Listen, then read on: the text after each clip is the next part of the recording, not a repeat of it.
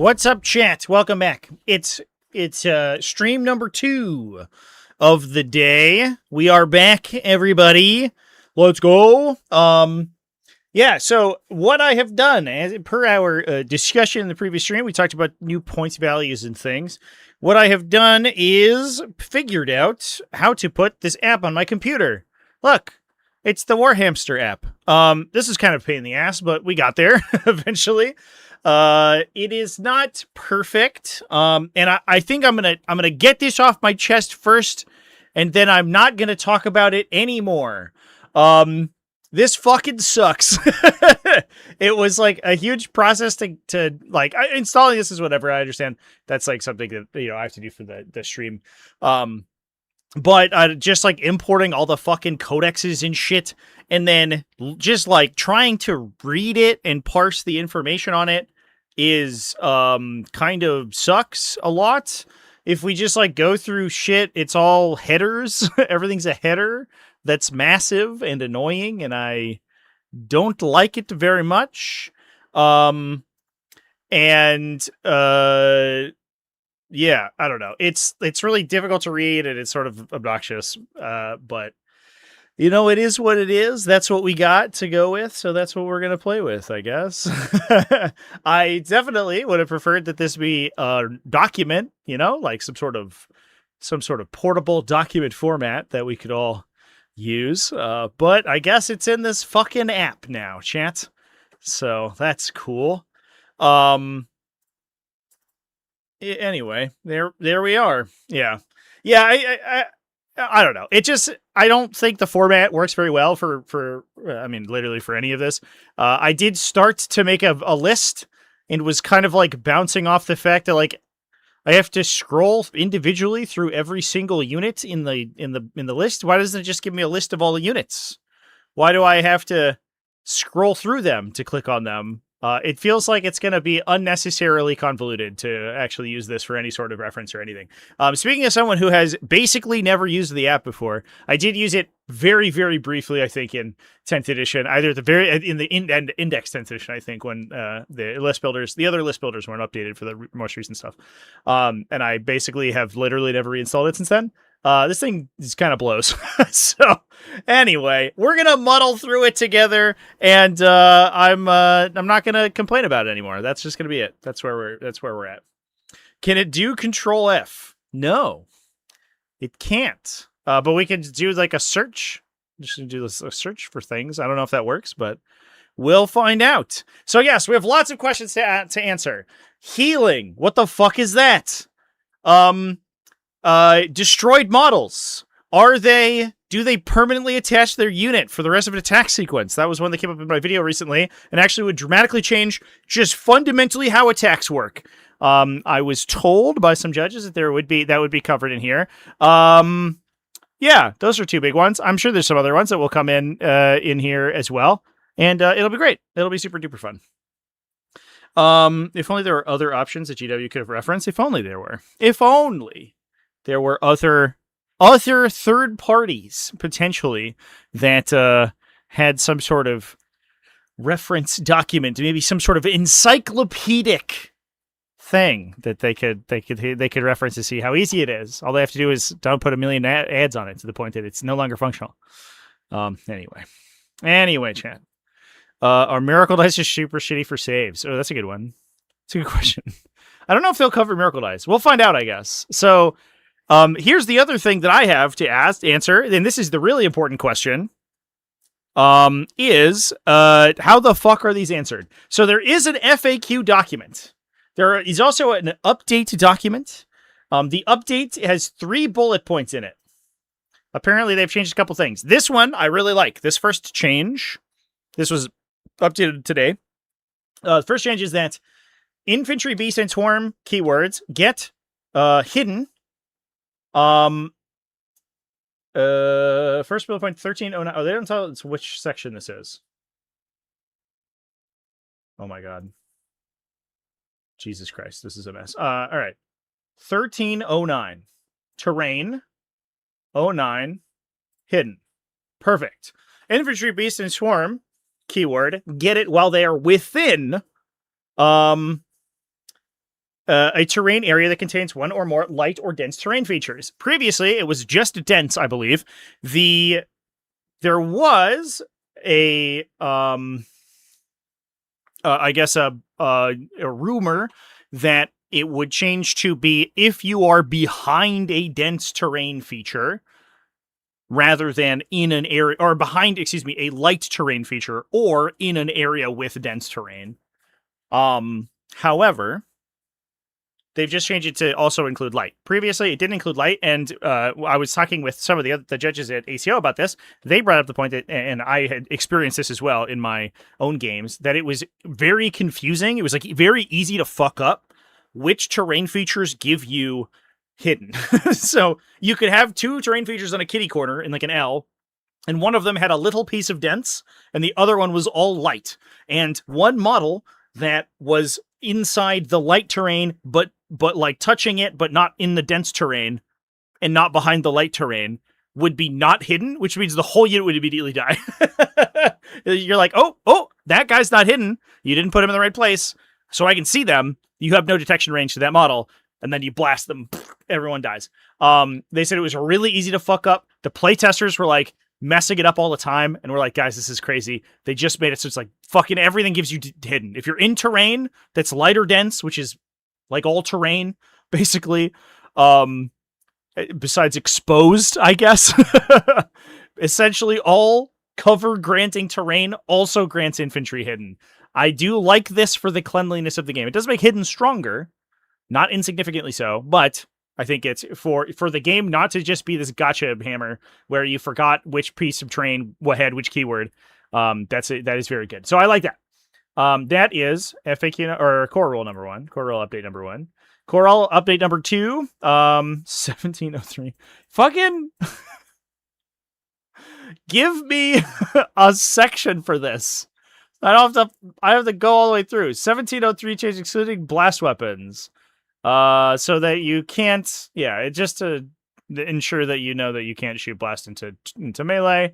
1805 change the disembarkation moves when setting up your unit. You set up wholly within the setup distance of the transport as close as possible to the transport. This is for emergency disembarkation only, of course. Or if it is not possible, while remaining unengaged, you set up the model wholly within setup distance of the transport as close to the transport and engaged. Oh, okay. So I think previously the implication was that emergency disembarks just got out into melee, but the setup rules did explicitly prevent you from setting up into melee unless otherwise specified. The otherwise specification here, I believe, means that you can only choose to be engaged if otherwise it would not be possible to do that while remaining unengaged inside the setup. So otherwise you normally deploy outside of the melee range of enemy models, which is obviously very large in this edition, so that will happen very often.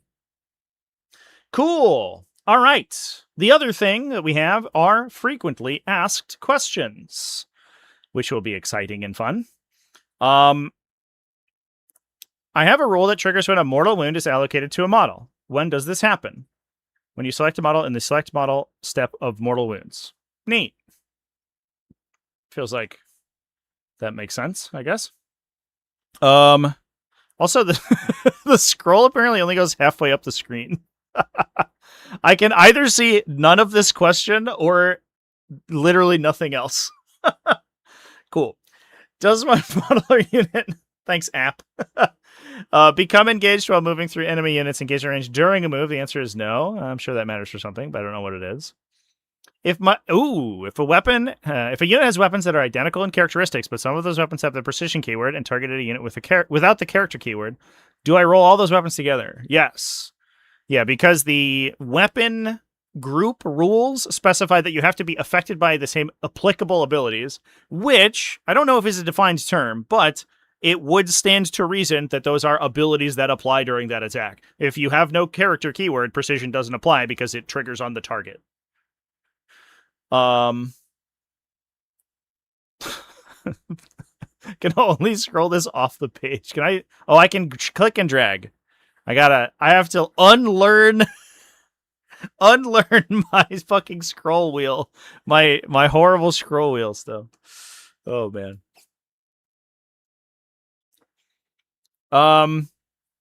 If a rule says a unit can embark into a transport and determine that it disembarked, Does this ignore the core rules restriction on embarking in a turn that unit made a setup move?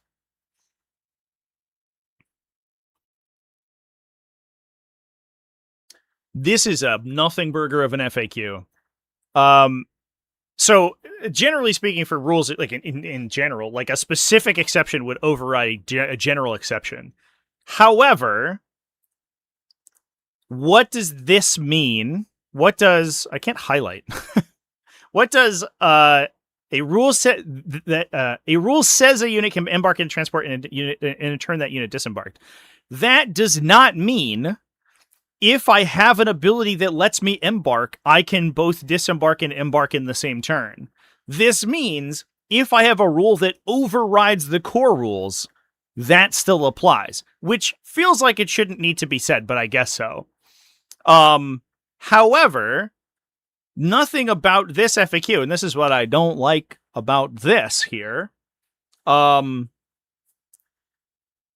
nothing about this FAQ implies or states outright that other effects that allow you to embark do not override the core rule restriction. So, for example, if I have rapid embarkation for, which is like in the fight phase, I can embark into a transport. If I made a setup move earlier in that turn, I would not be able to embark, right?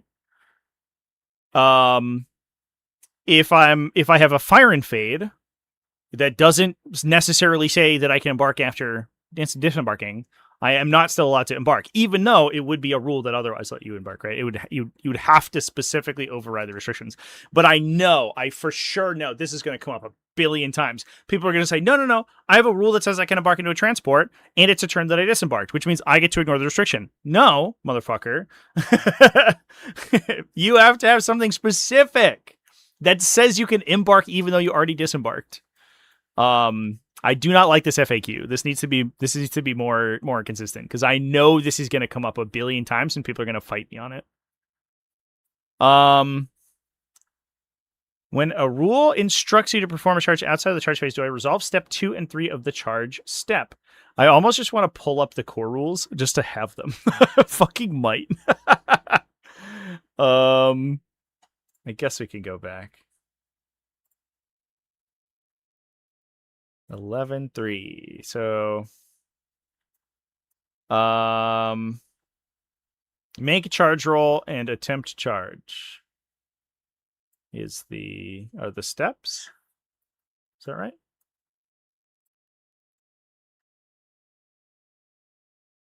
I don't like to have to go back.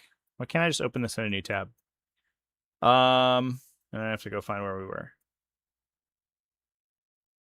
If a rule instructs you to perform a charge outside the charge phase, you resolve step 2 and 3 of the charge step. That would be bizarre if you didn't. You would not perform the roll charge and like make charge move steps of charging. Okay, interesting. If a rule modifies how far a unit, a model or unit moved during a pile-in or consolidation move, does it also change the distance of target units? The answer is no. I like that. It's very clear and concise. Let's go. How many mortal wounds do you take from a hazardous test for combined monster vehicle units? Monster vehicle and infantry units. The roll would be all at once and would be 1 mortal wound per fail. Interesting. I wonder if there's terminology to back that up. Can I search hazardous as well? To make a hazard roll for a unit, roll a 1 or a 2. A roll fails and the unit suffers 1 mortal wound. If each model in the unit is monster or vehicle, make all those rolls simultaneously. Or, excuse me, if 3 mortal wounds if each model in the unit is monster vehicle. So because a single infantry model is in the unit, then that turns it into a 1 mortal wound thing. Wonder how often that matters. That would be like hazardous checks for like if you psychic dominion zoanthropes, it doesn't just like kill the entire unit. Or if you give hazardous to a big mech, like a mech gun squad, right, with an attached character. Do mech guns like have hazardous weapons? It feels like they would. Oh, it's yeah. So, interesting. So if you attach a mech to this unit, right, and you hit the button on Dread Mob and give them a bunch of hazard bonuses, they take less damage if the mech is there. That's actually sick. Right? Like, they didn't change mech attachment options, right? Or whatever. Yep, you can attach him to mech guns, and he is infantry. Interesting. So I could like push and like bigger guns for bigger gets all onto a mech gun squad and give it all the bonuses and fail my hazards on a 1 through 4, but I have 0 chance of losing a model. It cannot happen because they're 5 wounds, right? I believe they're 5 wounds. There's 6 wounds and would only take 1 mortal wound each. That's neat. That's a cool little piece of technology in there. A little technology. My rule states that this unit's ranged attacks have +1 attack. Do each of my attacks get an extra attack dice? No, you goober. It gives you your characteristic +1. For rules that allows my unit to pile in or consolidate an extra distance in the 5 phase. When do I use that rule? For pile-in moves during the pile-in step. For consolidation moves during the consolidate step. That makes sense. There's no rules, unlike the command phase, that require specific things to happen in specific sets of the fight phase. So this makes a lot of sense. I like that. I'm actually gonna give me 1 sec here, chat. I'm gonna adjust my viewer a little bit, make it a little bit better for myself. There we go. Because this emulator is so small, it was actually it defaulted to like a normal, like a 16:9, and it was so wide you could only see like 1 question at a time. It was fucking unreadable. It was so bad. But I made it skinnier, and which I think fits better onto the viewer here, and that lets me put the chat on the thing. So this one is I did a little bit of research. This one's called Mew Mew, which has a lot of control over the like specs of the device that it emulates, which is actually pretty sweet. So you can change its like display size to whatever you want. Now, obviously, like they don't always work that well with the app itself. So if you change it to a real widescreen display, it will be terrible because the app always, fills itself to the width of the screen. But it's definitely better than trying to read this on stream in portrait mode, which would be really obnoxious. Can I select a unit to shoot or fight if it doesn't have any ranged or melee weapons? The answer is yes. I think that was in the core rulebook, actually. I'm checking for coherency. Can my unit be in multiple groups? No, it must be a single continuous group. Thank you. The clarification we shouldn't have needed, because you should have said that in the core rules, but I appreciate that. It also kind of goes to show that like the diagram should be taken basically as gospel for the for the actual rules interpretation. When a move says that a modern unit must move in a way if it is able, can that requirement force the unit to end their move not in coherency? No, because coherency is the overriding requirement. If the anti-ability on my unit is anti-non-monster or vehicle, does that mean that the anti-rule triggers when targeting units that do not have the monster or vehicle keyword? Yes. Well, that makes sense. If the unit becomes battle shocked after starting an action, does it stop performing that action? Yes. That's actually explicit in the core rules. The aerialist ability allow you to get into a transport even though they disembarked your transport this turn. Question mark? Wait, what? The aerialist ability allows you to get into a transport even though they disembarked? Yes. As the unit embarking is not making a normal advance or fallback move as part of the embarkation. Aerialist. Is that the Star Weaver ability? No, that's called Rapid Embarkation. What has this? Is it Venoms? Sounds like a Harlequin thing. No, that's Rapid. Oh yeah, it is Arius. Okay. At the end of the fight phase, if there are no models currently embarked in the transport, you can select one friendly Drakari infantry unit that has 6 or fewer models that is wholly within 6 inches of the transport. You cannot select a unit that can fly. Unless that unit is within embarkation range of one or more enemy units, it can embark within the transport.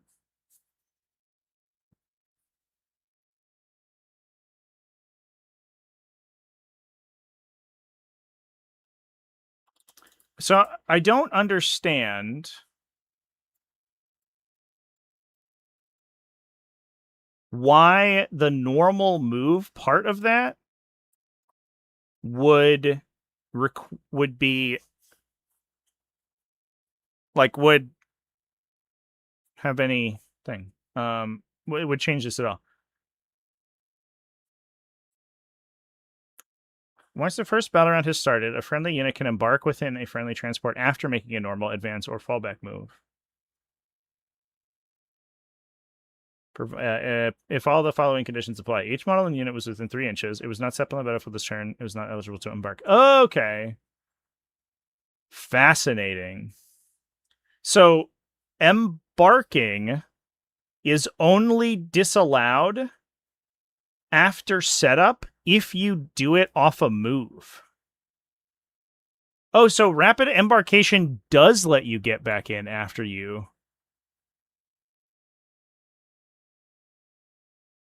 After you do stuff. A unit is able to embark if it meets all of the conditions of embarking. Nope. What the fuck? All right. Note that one or more of these conditions may be modified by other rules, in which case a unit must satisfy the modified conditions in order to any unmodified conditions.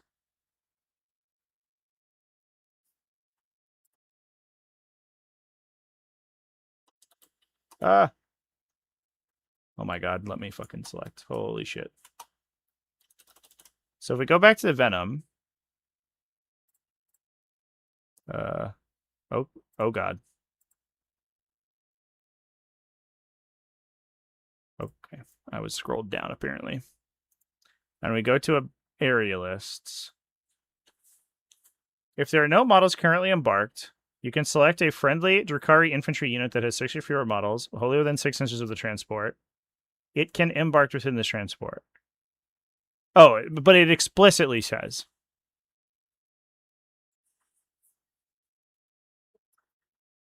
So, the provenance of this FAQ makes no sense to me. So the implication that this FAQ is providing, and maybe there's something I'm missing in the corals. Maybe somebody in chat can help me out. The implication that this FAQ is providing is that the only restriction to embarking after disembarking is that the restriction to embarking after being set up on the battlefield only applies if you are moving. But the core rules say explicitly the opposite. They say you can only embark if all of the criteria are met.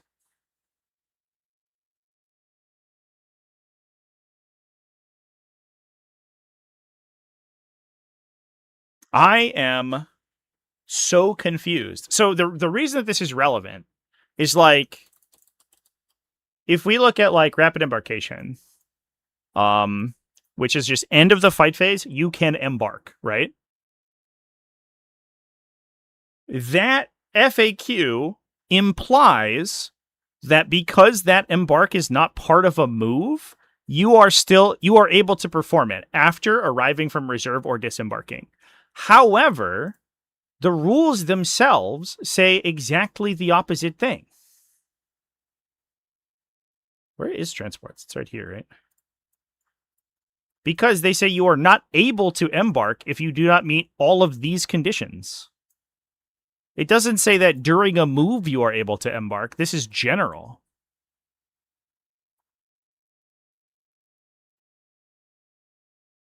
Oh my god, dude.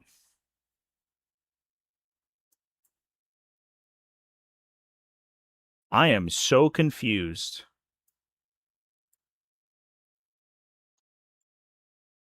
All right. It's kind of a mess. I wish they hadn't made that FAQ. I just wish they hadn't posted that. What the fuck? All right. I think the implication is that the answer is yes, because Aerialists explicitly allows you to embark into a transport that you disembarked from the previous turn. However, the rationalization for yes in the FAQ is wrong and should not be subscribed to. It is not for a stratagem, chat. It says the ability, which is the ability of the venom. It is not referring to a stratagem. That's fucking bizarre. All right. The Minotaur Field Manual shows many can attach to different units that are on its data sheet. Use the Minotaur Field Manual. We love that. We actually love this change. That's really cool. I kind of wish that they would just take it off the data sheets if it was an MFM thing. That's very confusing to have two different sets of rules in different places, but it is what it is. The Tiger Shark cannot shoot? Why not? I failed all the hazardous rolls for my hazardous weapon, so these mortal wounds have to be allocated to the models with the hazardous weapon. Explicitly no! We love this. This makes, like, single... So everyone was worried when the rules came out that they were like, single wound hazardous units are fucking trash. Like, they're so trash. And then we realized, like, wait a minute, no. They're way better because you have greater chance of taking damage, but you can put the damage anywhere you want, which is awesome. It's so cool. Can a model be in range of a weapon if it is not visible? The answer is yes. Otherwise, how would indirect fire weapons even work? It's oversized for a 6-inch ingress, so it can't shoot the turn it comes in. So the ingress rules, we had this discussion previously. The ingress rules allow you to come into wholly within 6 inches of one or more table sides. I'm gonna fact check myself on this because we looked it up and I'm pretty sure that's correct. That's how it works. But I'm going to double check. Yes. So the setup distance is 6 inches, and you have to set up wholly within the setup distance of one or more battlefield edges. There is a spot on the corners of the battlefield where you can fit the Tiger Shark's base, or you can fit a 6-inch base of any kind, off the edge without it leaving the distance of multiple of the battlefield edges. If it said set up within wholly within 6 inches of a one battlefield edge, it would not work. But because it's one or more, there is a spot where it can arrive. It's just really bad. I believe that is how it's meant to work. Unless, of course, there's any sort of changes in here that I don't know about. Yeah, 10th edition was one battlefield edge, which is less good, obviously. You had to rapid ingress those guys, which wasn't actually that bad. They were really good. Bucket of Steel Sybil donated $6.99 through Super Chat. But Trevi, taking 2 Castellan Phosphor Blasters just gives them twin-linked. They don't get extra attacks. You're so right, chat. If you take 2 different Phosphor Blaster weapons, they just get twin-linked. That's definitely how it works.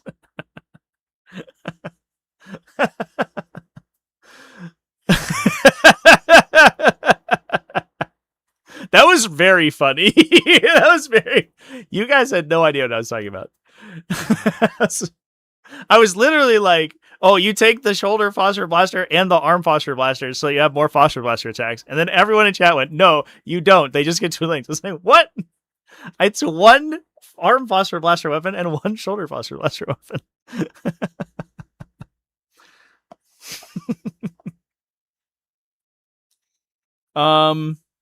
All right. Can I select a unit to shoot or fight if it doesn't have any... Oh, we already went through all this shit. Blah, blah, blah, blah, blah. I have no idea how long this document is, by the way. But we could be here for hours. And then also, anytime I have to navigate anywhere else, I wonder if I can just run multiple instances of this so I can have side-to-side reference pages. That might be the way to go. This is such a bad way to like transmit this data that requires multiple back and forths. Very obnoxious. I told everyone I would stop complaining about it though. When declaring the allocation order of groups in a unit, I have more than one non-character groups that contain a model with a missing wound. How must I select the order? These groups can be selected in an order of your choosing, but must be in an order that makes them come before any non-character groups that do not contain a model with a missing wound. When declaring the allocation order of groups in my unit, I have more than one non-character group that contains a model with a missing wound. How must I select the order? They can be selected in an order of your choosing, but must be in an order that makes them come before any non-character groups that do not contain a model with a missing wound. Okay. So there's an open question. This came up from my video recently, where if you have a model that's destroyed, because there's a rule in the destroyed unit the destroyed model section that says that if any rules would trigger when a model is destroyed, do not remove models from the unit when they're destroyed. They remain on the battlefield until the end of the attacking unit's attacks. I don't think this solves that.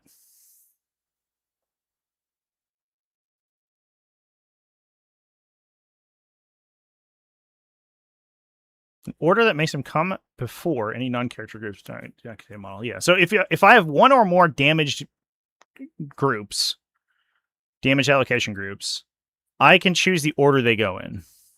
But if one allocation group is undamaged and the other one has taken wounds, the wounded one must go first. I guess there's like theoretically instances in which that would happen, right?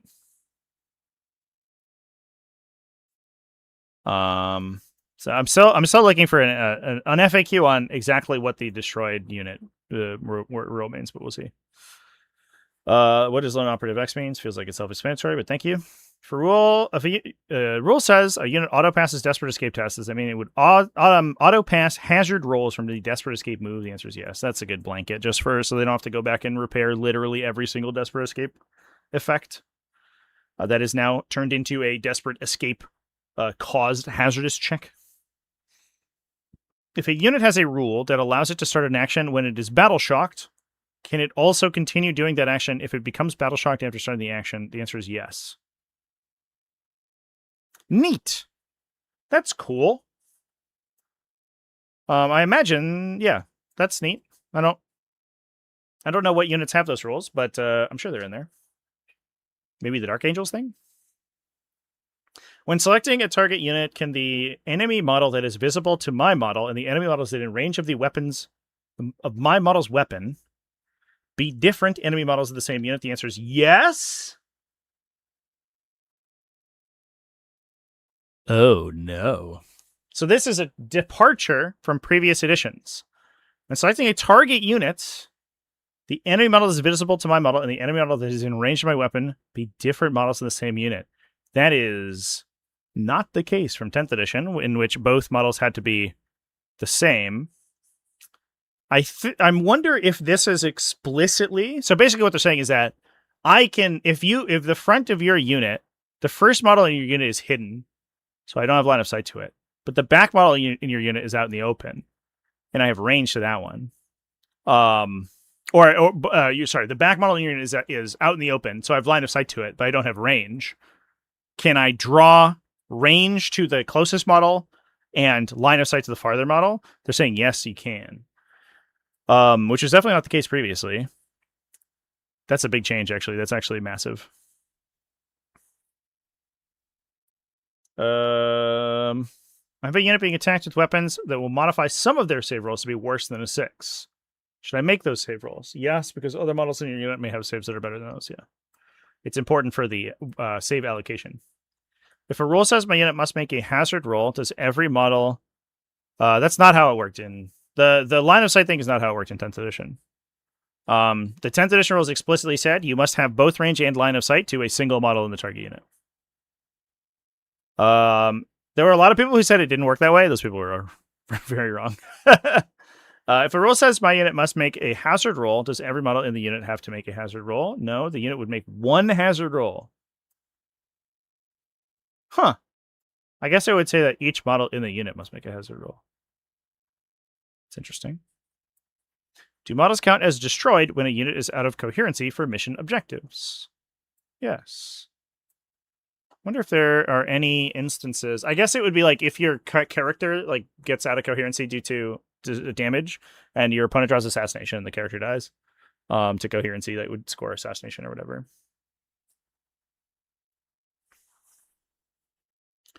The move in straight lines thing. Yeah, that's how basically every game treats movement. And the bending tape measures is a pet peeve of mine also. The thing with bending tape measures too is that it typically doesn't account for movement around. It doesn't count the physical size of the model when moving around corners. So when you're like, oh, bend my tape measure, see, I can go to here, and then you just pick up your model and put it there. What you've done is like given yourself 2 or 3 inches of extra movement going around that corner, because otherwise your whole base would have to move. So you'd have to go farther than the distance that your tape measure travels. You're basically like measuring the shortest distance between 2 points almost, and then telling your opponent that you can move that way. I think it's going to happen more and more. There is a rule, like back when we played War Machine, there was an explicit rule, and a lot of basically almost every TO I knew would re-emphasize this before large events. But a lot of times event packets, and I think actually the competitive tournament rules had this explicitly in it, which is that like you were not allowed to bend your tape measure in order to measure. That was just explicitly not allowed. And I think that it being baked so hard into the core rules and not like a commentary that very few people read, because that's when they changed how the movement worked. That's when they diagrammed, I guess, how the movement is meant to work in the rules commentary for 10th edition. I think that a lot more people are going to be much more hard ass about that, which I appreciate because it makes for more consistent moving.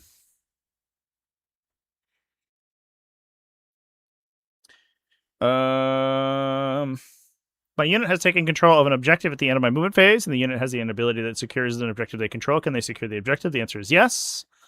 I guess because LOC... Oh, I guess we don't have sequencing rules. But I imagine it would... assume the sequencing would not change, which means as the active player, I could choose to recalculate level of control, then apply OBSEC.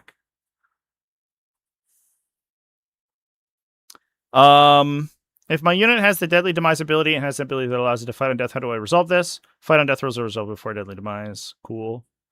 If I have a roll that says I can move up to 6 inches when I make consolidation, does that change the maximum distance of those moves to 6? The answer is yes. If a unit makes a disembarkation move in my turn, has it disembarked that turn? I would assume so. Yeah. All right. Well, that was a little bit less informative than I was hoping for. Let's see if we can find sequencing.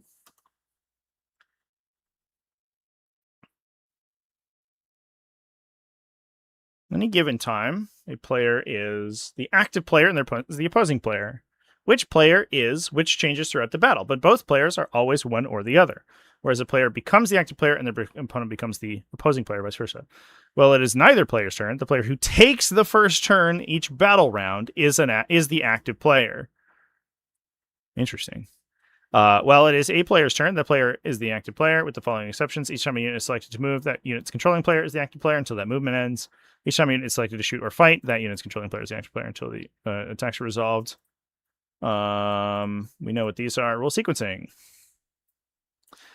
At any point in the game, players will have rules that they can or must use, which may occur at the same time another player can or must use a rule. Unless otherwise stated, these are activated in the following order. Active players' rules are used in the order of their choosing. Oh, interesting. Okay. All non-optional active player rules are sequenced, are put on the stack, and then you sequence the stack, and then they resolve. Then, all active player optional rules, they choose which to use in their own order. Then, opposing players' required rules, then opposing players' optional rules. If another rule could be used after a rule has resolved during this sequence, but before other rules in the same timing have resolved, those new rules do not trigger until all remaining rules must be resolved in that same timing have been resolved. If another rule could be used after a rule has resolved during this sequence, but before other rules in the same timing have resolved, those new rules do not trigger until all remaining rules need to be resolved at the same timing have been resolved. Example, the active player's unit has an ability enabling to make a normal move after it hits a shot. An enemy unit targeted by a unit has an ability enabling it to shoot back at the unit that shot it. The active player's role is resolved first. And because, most likely, either of those are optional, because most of the time they're stratagems, the active player chooses whether or not they wish to use the ability, then use it. then pass to the other player. So if I have Fire and Fade that triggers immediately after I attack, and you have a Shoot Back that triggers immediately after my attacks are resolved, I will Fire and Fade first, then your Shoot Back could be triggered, but you could choose not to use it, is I think what they're saying here.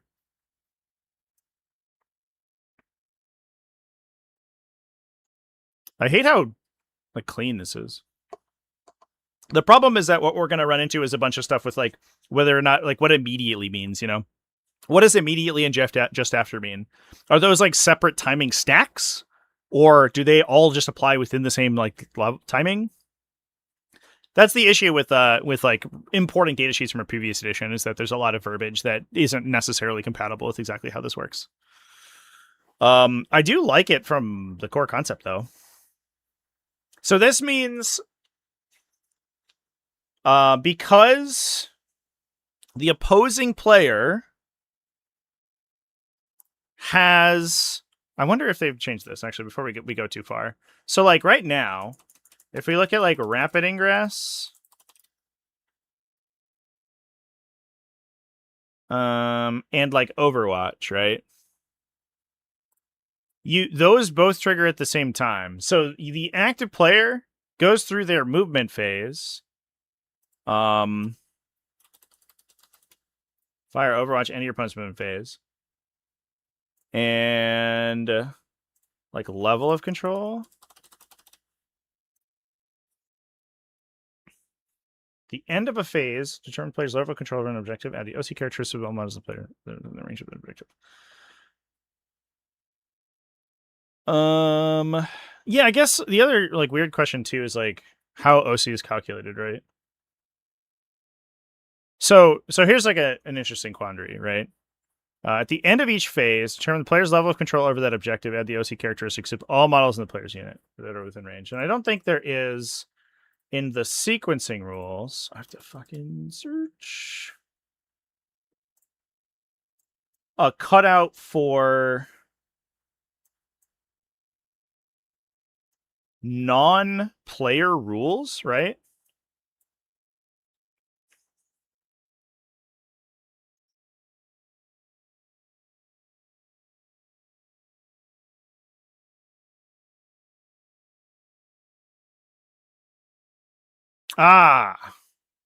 If a rule is so some missions introduce additional rules that take effect in the battle. Where this is the case, I had gotta imagine that level of control, which occurs at the end of each phase, is a mission an additional mission rule that are not used by any player, which means they always sequence at the top of this order, which probably should have gone into the thing, right? So like it's the end of your movement phase. I've moved to objectives. The LOC calculates, done, plus any other thing that is like non-player triggered. Then all your shit. So then, because LOC has been calculated, the active player's required rules trigger. So like objective secured. So I go, I obstacle this objective. Then the other player goes, I rapid ingress. But I also want to Overwatch. So then they Overwatch and they rapid ingress. They have to target different units, obviously. But let's say, for example, that they rapid ingressed a bunch of models onto an objective and then Overwatch with a Rubric Marine squad. That would get rerolls if they target an objective they don't control, even though they just rapid ingressed a bunch of deep striking units. I don't know what's like Scarab called Terminators onto an objective that the other player had one intercessor on. According to this, unless I'm misreading, it looks to me like the Rubric Marine squad that is overwatching at the end of the movement phase would get its rerolls even if there were more Scarab called Terminators on the objective than intercessors, because the level of control has already been calculated and the objective's already been obsect before we go to resolve the Overwatch. Then you do the Overwatch and you get the rerolls and everything. Shadow in the Warp occurs during command phase. So in command step.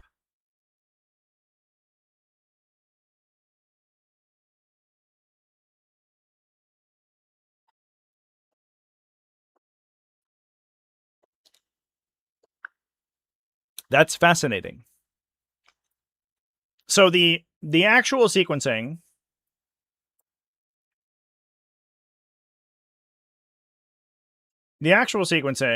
I believe, should be non-player activated rules, active player required, active player optional, inactive required, inactive optional, or opposing, right? Active, AR, AO, OROO. You sure reroll wounds, Chance. You just don't reroll hits.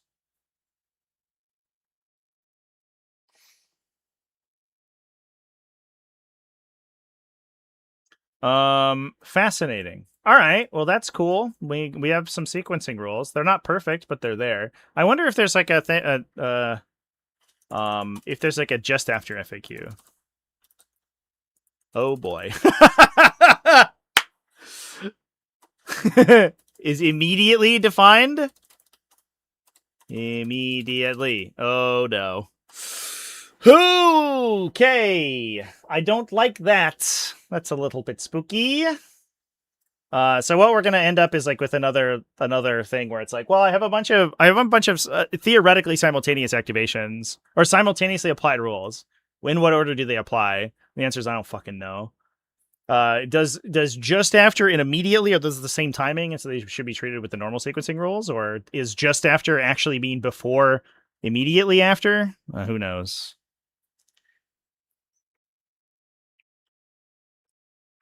Can we look at faction specific FAQs? I think that's a good idea. So I think the last thing I want to do here is I want to see if there's any addendums. That we haven't seen previously. I think most of these addendums are just in the PDF, right? So we already know. We already looked at that.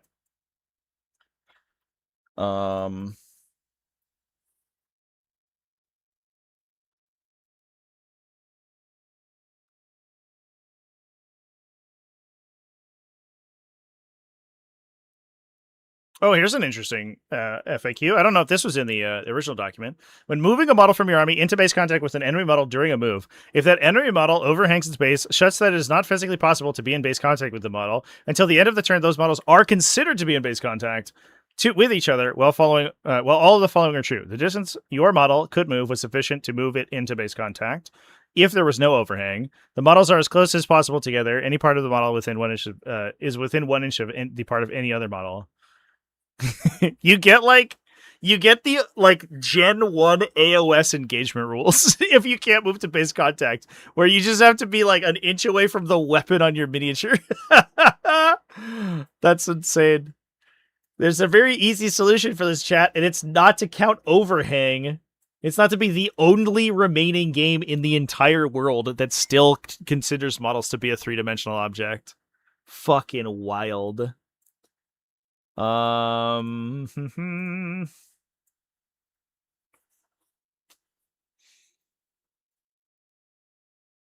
Automatically successful stuff. Set 2 dice rolls. Leadership rolls. Some rules may use the term leadership test, which is the same as a leadership roll. We talked about this. There's some weird stuff with this where it's like battle shock stuff doesn't really make sense, but they do have this as a rider here, which is good. Oh, there's relevant FAQs at the bottom. I love this. This is actually kind of nice. That's sweet. Custodian's bike stock up pleasure from Lance Tip. Listen, the fact that I modeled my shining spears pointing forward makes them slightly better. Battlefield morale. Morale and organization of troops can wait for a breakdown of the battle. This is checked during using battle shock rolls, most commonly in the command phase. Failing through such a roll represents the unit's courage faltering due to taking casualties or through other disruption. Okay, I don't know why we needed like fluff in here. Datasheet names, profiles, modifiers. There we go, Chance. Many rules in the game modify a value, a characteristic or role elsewhere in the game. A rule that does so is known as a modifier. A rule that has been changed as a modified rule is a modified rule. A modified value?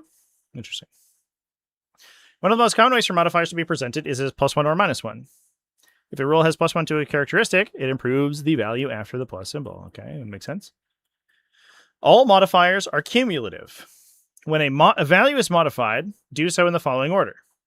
If a rule instructs you to change or replace one value with a specified value, you must first change the relevant value to a new value. Love it. Then multiply, add, divide, subtract. It's MADS. It's not PEMDAS. It's MADS now. Interesting. Multiply, add, divide, subtract. So if I have, I don't know how many damage multipliers we have in the game. There's not a lot of multiplications in general, I think. But addition is applied before division. So if I shoot a unit with half damage with a Melta weapon, I apply the addition to my damage characteristic thanks to Melta first, then have it. Then apply subtraction. So if you also have a -1 damage, which you probably don't, that will apply afterwards. However, replacements are always first. So the interaction where damage blanks, rules that modify a characteristic in this step to a new value, e.g. 0, dash, or asterisk, cannot be modified by other rules.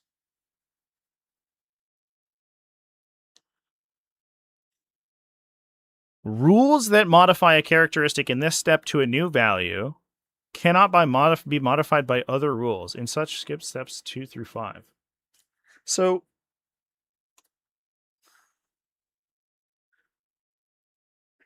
if I shoot at a ghost scale battlesuit with a Meltagun, right, and he 0 damages me, I replace the damage characteristic of my attack to 0.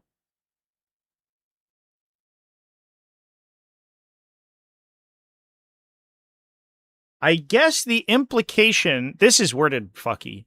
The implication is that I'm supposed to apply the damage characteristic to an unmodified or unmodifiable 0. So a ghost kill battlesuit would ignore the melted damage from my melted gun. However, this specifies that rules cannot be modified. It doesn't specify that the modifiers can't be changed. I'm so fucking confused. So like, the ghost kill battlesuit's 0 damage thing says replace the damage characteristic with 0. I can't change that rule to something else, which doesn't make any sense. There's no way they meant for it to say that. What this should likely say is that when a rule modifies a characteristic in the step to a new value of 0 or blah, that characteristic cannot be modified by other rules.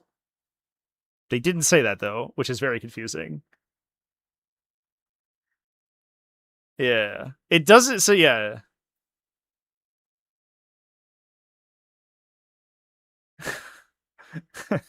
It doesn't say that the value can't be modified. It's the cannot be modified in this case refers to the rules that modify the characteristic. That's fucked. That cannot be what they meant to say. If your OC goes to nil because of battle shock, +1 OC no longer matters. That's true. That was always the case though.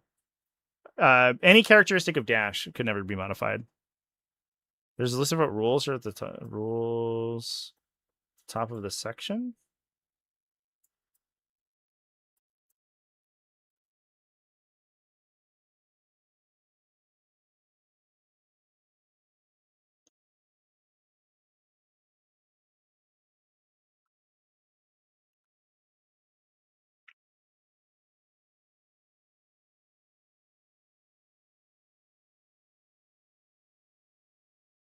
I have no idea. It says a new value of 0 cannot be modified.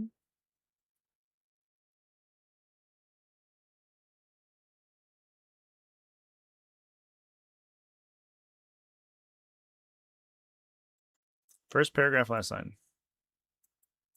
Of which I don't know where we're at here, chat.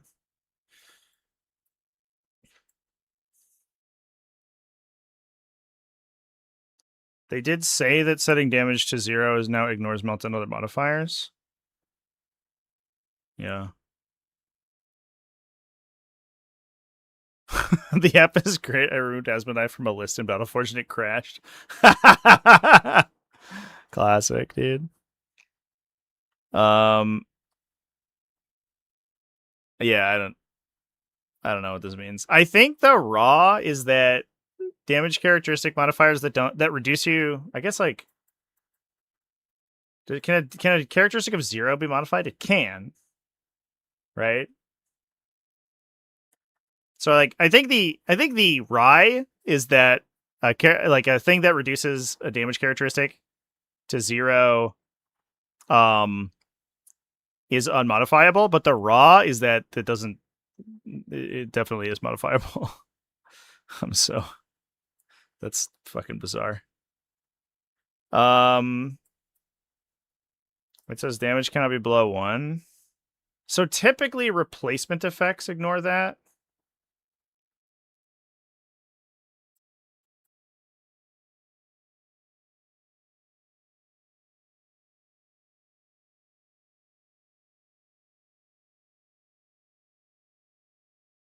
There's usually a call out for replacement effects that ignores the damage, the minimum cap.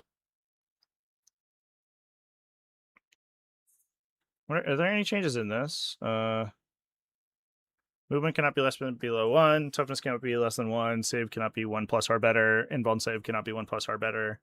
Lead cannot be 4 plus or better or 9 plus or worse. The OC characteristic cannot be 0. Range characteristics cannot be less than 1 inch. Attacks cannot be less than 1. Weapon skill cannot be 1 plus or 7. Save cannot be less than 1. AP cannot be worse than 0. +1 and -1 stack. Yeah, they stack as they did normally. I think that I don't know necessarily if hit rolls have. I guess we haven't gotten to a part that talks about hit rolls, so I don't know if there's hit roll modifiers that stack multiple times.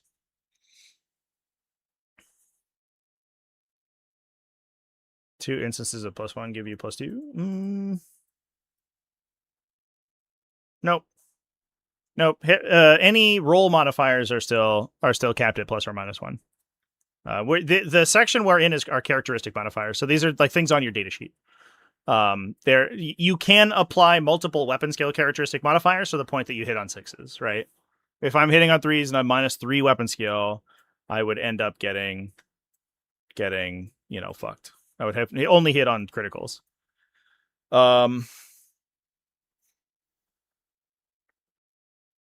It's all right.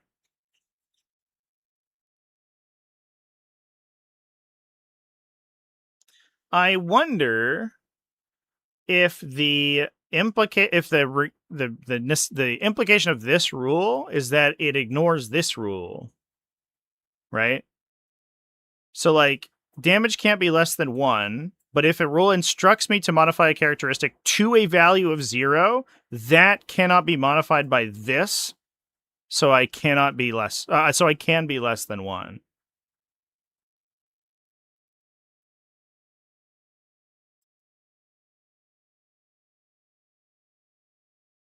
But I have no idea if that's actually supposed to be the case. I have no idea what any of these are trying to say. This is weird. Yeah, it's written super shitty. Just that one sentence, unfortunately. All right. Yeah. So modifying dice rolls.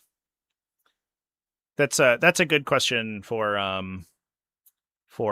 maybe a follow-up FAQ. They did say that they would be looking at doing like monthly rules updates. So there's, I mean, it's like new edition stuff. There's always going to be a bunch of shit to iron out. When modifying dice rolls, the following points also apply. Modifiers are applied after any rerolls of that dice roll. Also, the problem is too that like Melta is just like kind of a fucky rule. It adds X to the damage characteristic, but what it should do is like replace the damage characteristic with X plus Y, right? I don't know.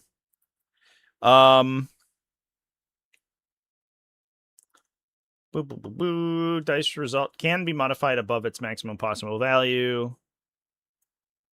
A result that would be less than 1 is changed to 1.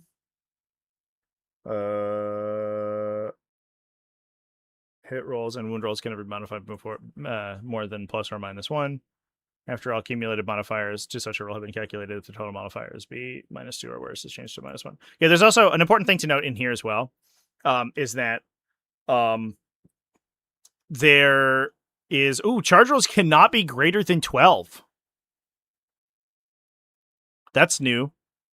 You can I can have +3 to my charge because of a bunch of overlapping bonuses, and I roll an 11 and I would get a 14, but I comes back to a 12. So like Biosanctic, which is like a +3 to charge on a stick, and like Green Tide used to have a big bonus to charge, but I don't know if they do. I think that got eroded a bunch of different times. I can't remember what it is now. That's a big deal for that kind of stuff. That mostly affects you for movement, but it does mean that you don't get like weird spikes of movement out of the thing. I think the big thing there is that like a big charge move in 10th edition would just like magnetize you to your target, but now you can select targets after you roll. If like I rolled a 12, it increased to a 15. I can still only select within 12 because those are the only eligible targets, but I could like select that guy and then like wrap around him and combat slingshot somewhere weird if I got like a 16-inch charge roll or something. So that's cool. We like that.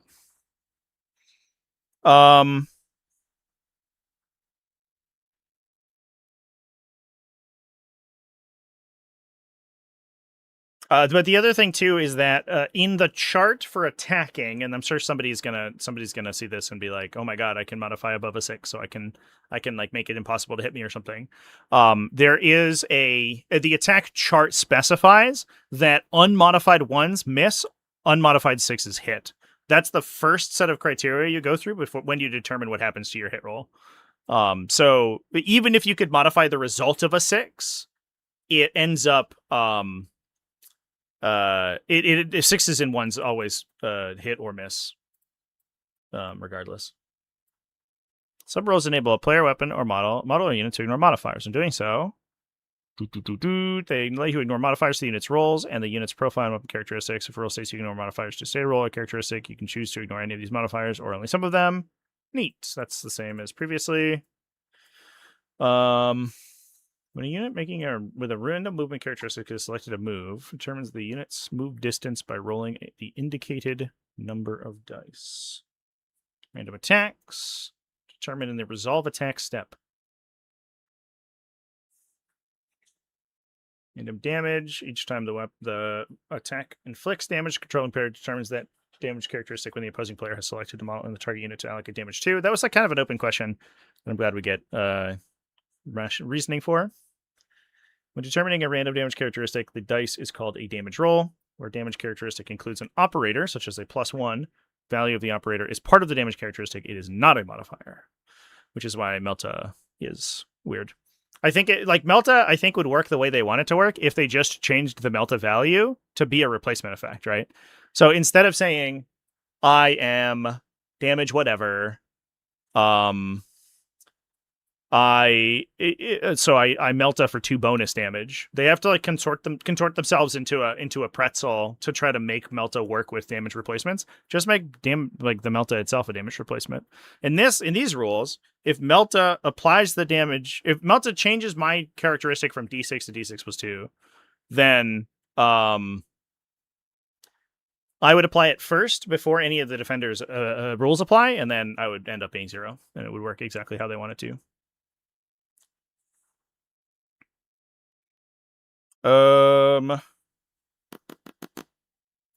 For all other characteristics, roll to determine a value on an individual.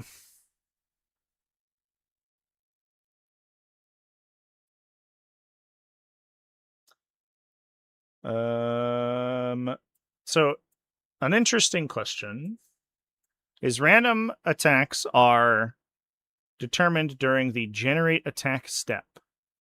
So if we go to attack, oh shit, where was I? Fuck, I was in modifiers.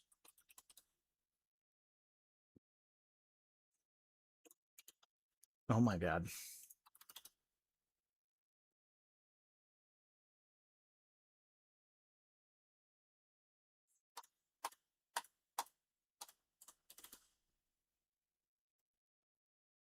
Am I stupid? Oh, here we are. Okay. It's in profiles. Of course. Of course it would be. All right. So I determine random attack characteristics during step 403. Can I? Oh. Oh, 3. And making attacks. 403. Resolve attack. So when I select my unit, I select my weapons, and then I select my targets. Then I choose an enemy unit that is targeted and to resolve attack against. So at the time I select targets, I shouldn't know what the result of my random attack weapons are, which is an important thing to note. So if I have like multiple different options for weapons and they all do random values, I have to determine the targets first before I just choose the values. Neat. Oh, healing. Let's go.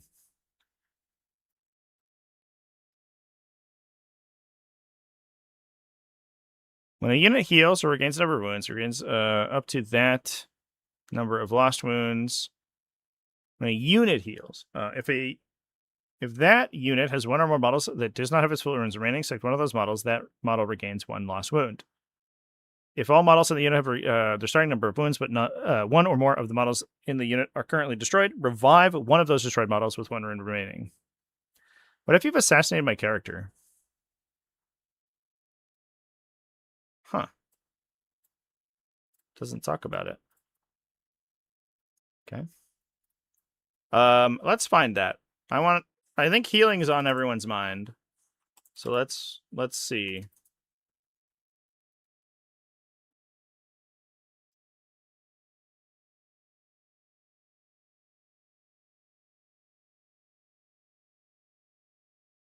Is it not?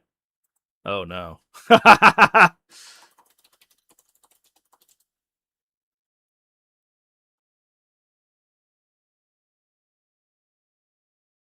Maybe there's something in leader. So if I have an effect that can heal my unit. Oh, great. It's every datasheet in the game. If I have an effect that can heal my unit, and my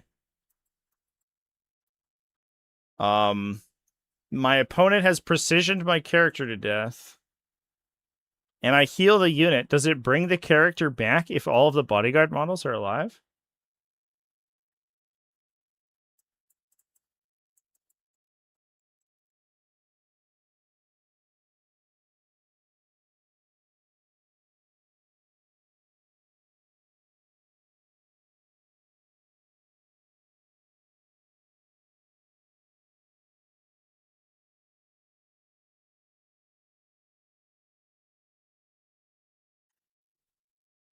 Is that not covered? Brother, what? The leader or support roles, they say they never detach. Yeah, heal can revive a character. That seems explicit. I mean, so in fairness, most healing effects either say return models to the unit or heal a model. So it's very unlikely for you to have the access to that, but I'm sure it's going to happen somewhere.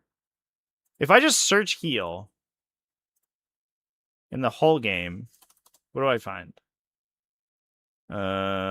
Profiles, core roles. Does nobody have heal in their datasheet? What about like a pain boy?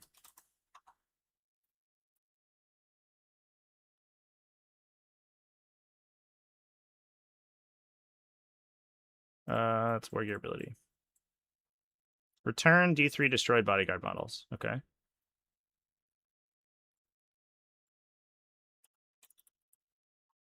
This guy doesn't do it, right?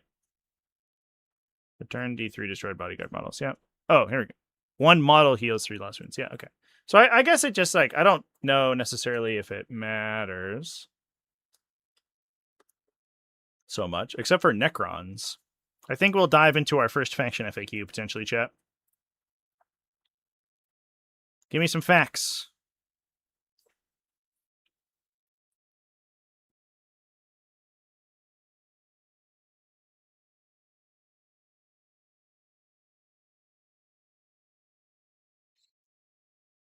Do rules that activate reanimation protocols essentially there's on the battlefield for more models in the bodyguard unit are also still on the battlefield? I don't understand how this works, but okay. Did they? I don't think they covered it. Oh fuck, dude. I think Necrons are the best faction. Are Necrons the best faction? Is Awakened Dynasty the best faction in the game?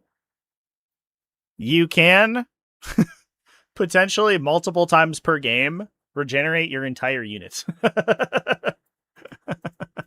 from being destroyed. Okay, that's fucked. That's super fucked. So if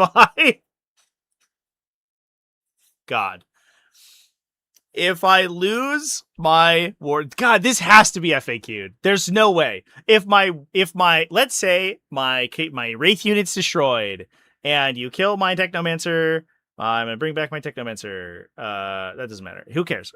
Let's say my dual attached Immortal unit's destroyed and you've killed it, and you've killed one of the characters. The character that reanimates based on the other characters being alive, and then if I like resorb him, I reanimate back the bodyguard unit? No. Then the FAQ comes into play, right?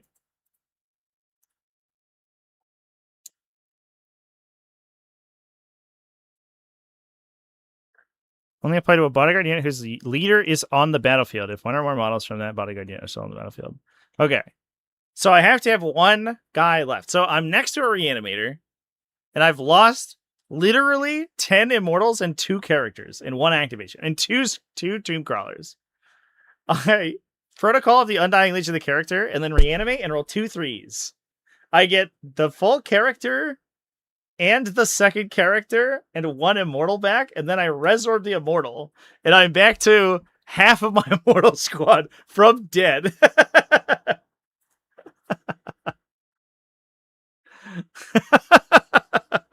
What the fuck? That's insane.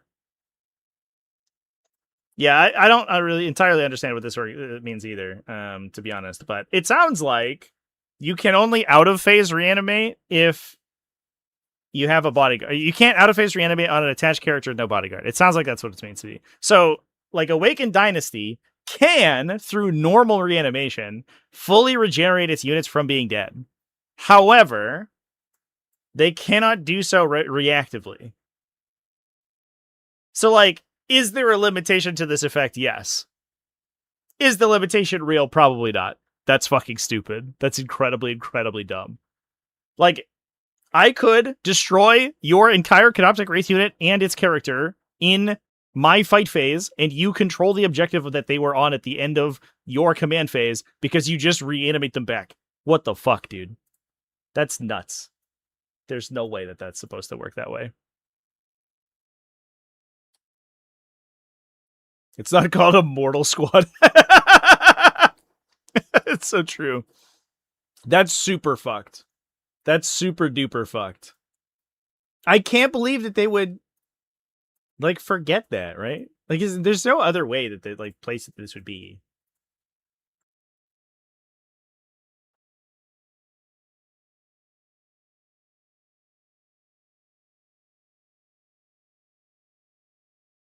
Holy shit. Yeah, I don't know. Leader and support units are often have the same abilities. So yeah, should models later be revived? Abilities with once more apply. Yeah, there's nothing. There's nothing that prevents that from happening. This is all just the PDF, the rules PDF. Why did you make us wait for weeks for this like weak sauce FAQ that doesn't do anything? What the fuck, brother? It's saying you cannot use reanimation protocols to reanimate bodyguards who are fully destroyed. It in no way says that. I'll read it again for clarity, but I will say it in no way says that.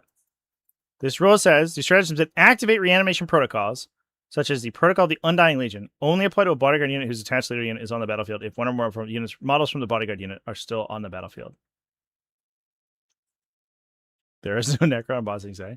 So here's the question. Is this trying to say that, and maybe this is the implication, maybe you're right, chat, the reanimation protocol ability itself does not apply if the bodyguard unit's destroyed. So the character can never heal.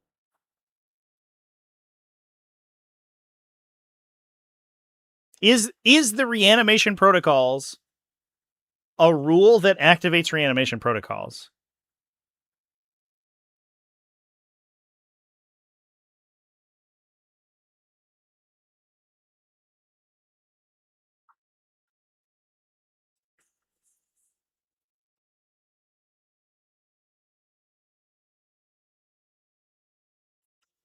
I don't know. I would say, in the interest of the game not being fucked, yes. Which is also fucked, but in a different way. I don't know why they would give an example of a stratagem if the idea was that reanimation protocols didn't work on bodyguard units, destroyed bodyguard units.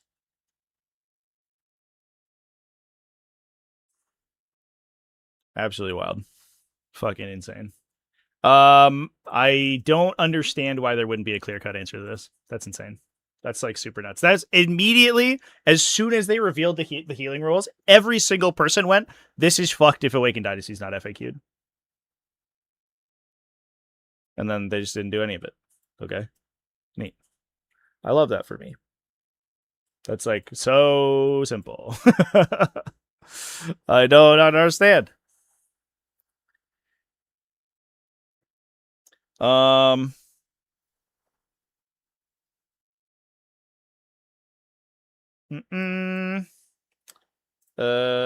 there anything new to moving? I doubt it. Different move characteristics.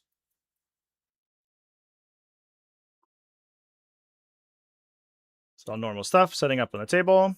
If you cannot set up a unit,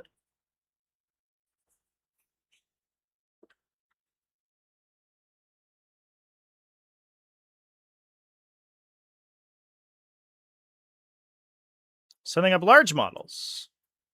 We got this. The model is so large that its base cannot physically be set in your deployment zone. It must be set up so it's touching your battlefield edge. During a turn in which such a large model is set up on the battlefield, the model's unit cannot do any of the following: make normal, advanced, or fallback moves, make any attacks with ranged weapons. How it's supposed to be lore-wise is that when characters do not... The reanimation nanoscarabs of your Necron lore doesn't work. I don't think that's how it works. That's what it's supposed to be. But also, if you destroy the character just comes back to life, I guess. Permanently? Yeah. That means that, like... Fuck me. That means that, like, reanimating... Oh, I guess, like, the... I'm still stuck on this reanimation thing, chat. I'm sorry. Give me a sec. So reanimation... What does reanimation protocol say? Nope. Not need that. We need this one. Reanimates D3 wounds. Each time such a unit reanimates a wound, if the unit contains one or more models with fewer than starting wounds remaining, select one of those models. That model regains one last wound. If all the models in the unit have their starting number of wounds, but the unit is not at its starting strength, one destroyed model is returned to that unit. Yeah. So literally nothing says that a attached bodyguard unit without a character would not have that character returned because you are currently below starting strength. That's super duper fuck. Epic challenge is what you use against your Necron friend. Enjoy that not working anymore. Oh, Jesus Christ. Enjoy the counterplay to like Canoptek Wraith units being literally unusable. It works for one turn. If you can kill them and the whole unit and they're not playing Awakened Dynasty, it will kill them. You basically have to kill them from full in one activation. Sick. I love that. I love that for us. Yeah. I think Necrons are the best faction now. I don't know. I don't. That's nuts.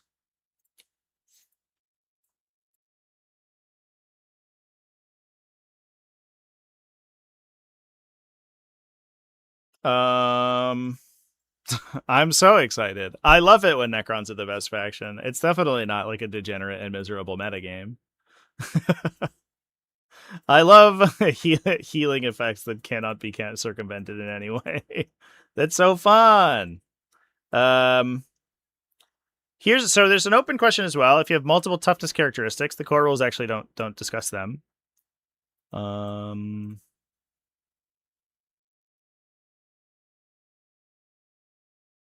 Hunter profiles. What the fuck is that? In the select weapon step, if a selected weapon has more than one profile, use the controlling player must select one of those profiles. The selected profile is then used to resolve attacks. Some of these profiles are known as hunter profiles. Hunter profiles can only target units with the specified keywords. What? Is that a thing?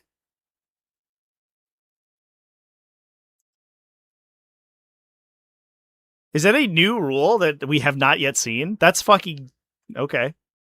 I've never seen a hunter ability or a hunter attack, so that's fascinating.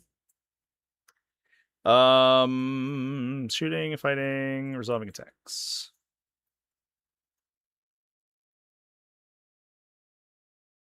So gather attack dice, identical attacks, splitting attacks, target no longer eligible, shot, fought, finish making its attacks. Okay. Then we go to attack sequence. We do hit rolls. This is where it says unmodified 1s and 6s automatically hit or wound. Critical hits are still hits. So weird thing is that they don't specify what happens if you have a non-6 critical hit. So, for example, an unmodified roll of a 5 is a critical hit. This says the critical hits are still hits, which seems to imply that you would get the hit even if you normally hit on 6s. What about hunter killer missiles? Well, those are killer. Those are killer profiles. Those are hunters and killers. They do two things, which allows them to attack multiple targets. Multiple toughness characteristics. Let's go.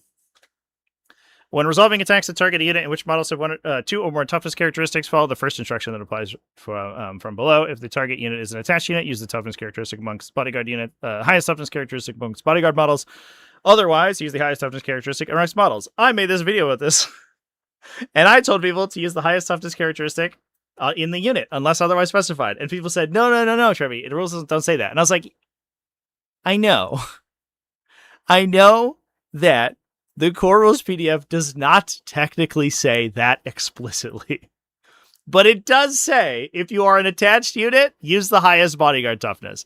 That would imply that there is a rule coming somewhere that says if you're not attached unit, also use the highest toughness characteristic. It would be fucked if attaching a character to the unit changed how you calculated its toughness in a meaningful way. That would be nuts. But people didn't believe me, so I don't know. It was very funny. I got a lot of angry comments about that.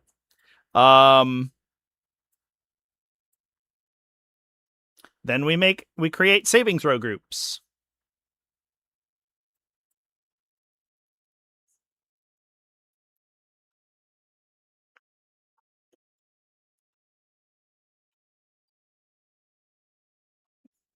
Yeah, we do allocation order and all that stuff. This is what we know about this. We have looked at all of these things, and then we inflict damage. The opposing player then resolves the following sequence for each save roll, working from the lowest result to the highest result until all attacks are resolved or all models in the target unit are destroyed. In the latter case, any excess attacks are lost. For select a model in the current allocation group, there must be a model that has lost 1 or more wounds if possible. Blah, blah, blah, blah, blah. You then resolve damage. Once all models in the current and we have determined by current the random characteristic FAQ that this random characteristics damage characteristics are resolved at this step. Once you fail to save and apply damage, there's a modifying damage characteristic thing. There's a super cursed diagram.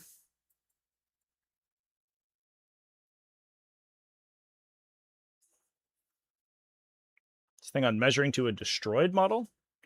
The player has to measure the distance to a destroyed model. The player can measure at any point occupied by that model's base. Cool.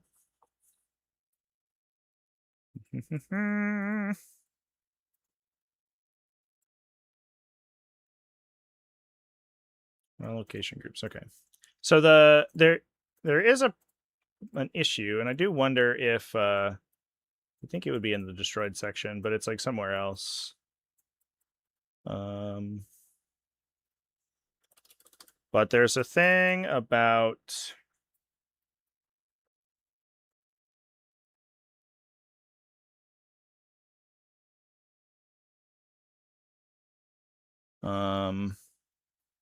destroyed models during the attack sequence, and I want to see if there's an FAQ or anything on it. Where's the destroyed model rule? Is it in inflict damage? Modifying damage? Suffer damage? Destroyed. There we go. Throughout the battle, models will suffer damage and lose wounds and be destroyed. When every model in the unit has been destroyed, that unit is destroyed. When a model is destroyed, resolve any rules that are triggered when it is destroyed, then it is removed from the battlefield. If such rules apply, and if the model is destroyed as a result of an attack, those rules are only resolved, and that model is only removed after the attacking units attacks have been resolved. Unless otherwise stated, destroyed models and units cannot use abilities or be selected or targeted by rules. Some rules only trigger if any model or unit was destroyed by you, or by a model or unit from your army. This means that the enemy model or unit was destroyed by an attack made by a model from your army or by a player rule that you have. Enemy models or units that are destroyed by any other means are not destroyed by you. So the thing is, here's the problem. And I was talking to judges yesterday, and they seemed this seems to be a novel interpretation from the community, but we'll see. Basically, the current allocation group rule states that once all models in an allocation group are destroyed, the next group in the allocation order becomes the current one. This means that as soon as you lose an allocation group, because the current allocation group rule 050401 is a rule that triggers when a unit is destroyed, and it does so while an attacking unit is resolving its attacks. It then locks its current allocation group to the front, which I believe is expressly against the rules, the intended rules, but that is what they said. So, for example, if I have like 3 different allocation groups, and I order one allocation group in the first one, and then I have 2 allocation groups, one of them has a stronger armor save and one of them has a stronger invulnerable save. As soon as the last model in allocation group 1 is destroyed, I can no longer ever change my allocation group. If I have destroyed models that don't have on the stack abilities, essentially, that are destroyed during those allocation groups, I can swap between them. But if the model in the third allocation group, if the model in the first allocation group is killed, I can never put another allocation group in the front, because that allocation group must also always be first. Does that work? So basically, the form allocation groups section applies every time that I'm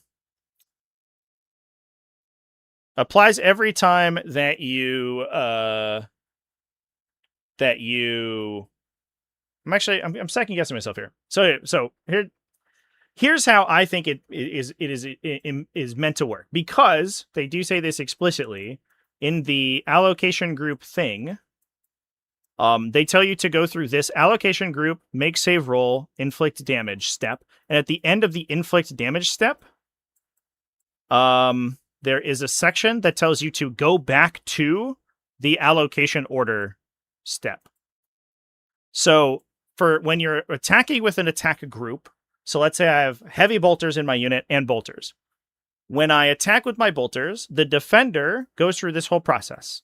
They create allocation groups, then they save for them, and blah, blah, blah, blah, blah.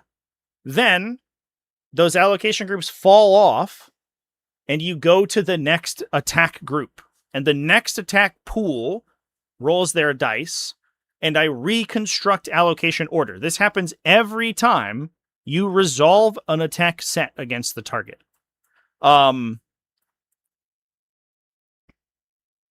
If at any point in one of the previously in the game, including in a previous attack group during the same activation, I've lost a wound on a model, that model's unit immediately goes to the front of the allocation order. However, if I have all unwounded models, nothing prevents me from changing my allocation order between those attacks.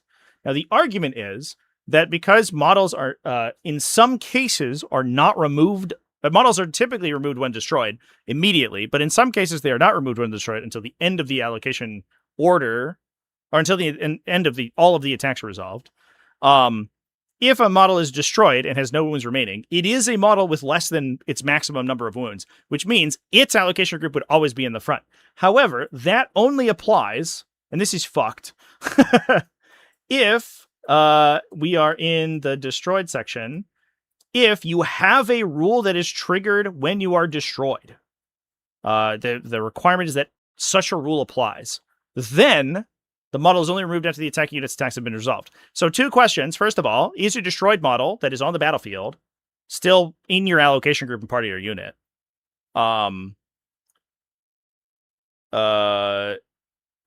Seems like the implication would be no, but I don't know. You cannot, but who knows? I have no fucking idea. In addition, this would mean that if it's the last model destroyed in an allocation group, that model's allocation group always has to be at the top, unless it doesn't have to be have this ability applied to it, because it is essentially the implication is that if a destroyed model is still considered to be a model with its fewer than its total moves remaining in the unit, then when a model is destroyed in an allocation group, that model's allocation group is always first all the time, and you can never change your allocation groups, even between attacks. It doesn't seem to be the case for me. No, not when a new unit attacks you. When a new weapon group attacks you. So basically, we go through this whole process. We go through the attack sequence process. So I have to go back to the whole attacks thing. I go to making attacks. Deadly Demise, I think, would always trigger this, yeah. But also, Deadly Demise units are almost never 2 allocation groups. This matters very rarely. It's only if you have multiple models with different allocation groups inside. So you go through, select targets, select weapons on your attacking unit, select targets on your attacking units, resolve attacks. So you select an enemy unit. Basically, this is a stage that tells you that if you split into multiple targets, you have to resolve all your attacks against one target first. Then you select one weapon targeting that unit that's not yet made attacks. You gather your attack dice for it. That makes your attack pool, and then you roll all of those. You resolve all those attack dice, blah, blah, blah, blah, blah. Then you roll the hits and the wounds following the attack sequence. Then you go back to the target. When you go to resolve attack dice in step 3, you reference step 5, which is you roll all your hit rolls, you roll all your wound rolls. Your opponent creates groups, determines allocation order for these attacks. Then there is a thing at the bottom here that says, let's see if I can find it. That you then repeat the process. So I go through all of my shit.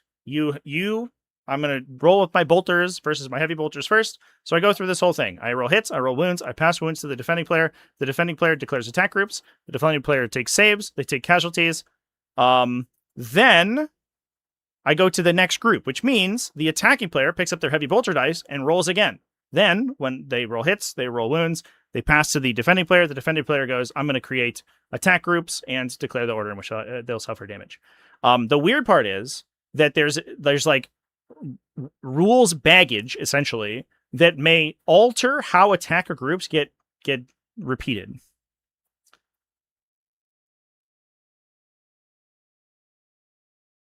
It would mean you can never change attack groups. Well, you would keep applying wounds to models in a dead group, and then I think those wounds, because the dead models cannot be selected to receive damage, like it would just pass to the next group. But there's an implication, I think, that like if you have a destroyed model in a unit, that model's allocation group must always go first, right?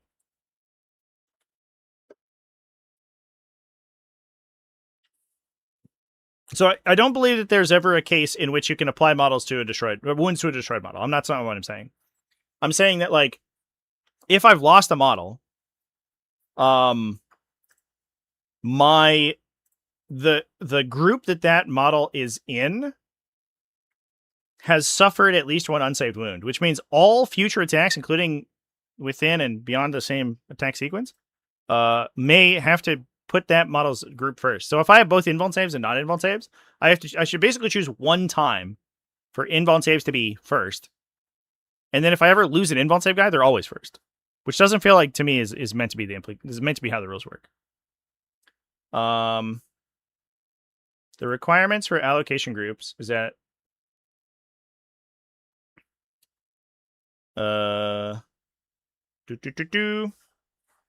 yeah, if a non-character allocation group contains a model that's lost one or more wounds.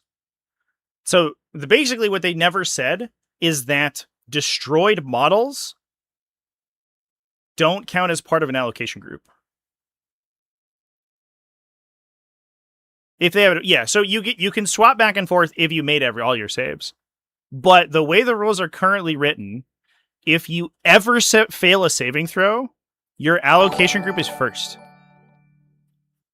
Ed Schumerbot donated $2 through Super Chat. Package at the front door. Shuma, thank you for letting me know. Through the Super Chat. Chat, I will need to take a quick break, I guess, to check the front door. So I think I'm going to hop in to the rest here. Sniper fire winning a model could help steer the rest of the saves of the groups. No, because like a precision weapon doesn't it can't target non-characters, and characters always go last anyway. So yeah, I agree that this is common sense, but literally I took down my whole video on allocation groups because of this. Because somebody pointed out in the comment section, I was like, holy shit, you're so right. It's like kind of insane. And this is a problem that perennially 40k has always had, which is that they never define what a destroyed model is. Are they still in your army? Like, what is it? What is a destroyed guy? I don't get it. Where's the destroyed model stuff? They're suffered damage. The models that have suffered damage and lost wounds and been destroyed. So it's like, by definition, a model that has suffered damage, a model that is dead, right, is a model that has suffered damage, which means its allocation group is always first permanently forever, unless it doesn't count as part of the unit anymore. Yeah, if a group is below starting strength, it must go first. Yeah, that's basically what I'm saying.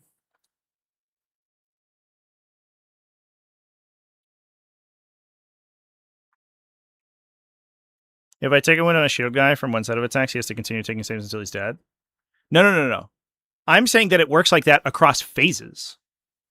It works like that for the whole game. The difference now is that only lasts for a phase. Wound allocation in 10th edition says as soon as I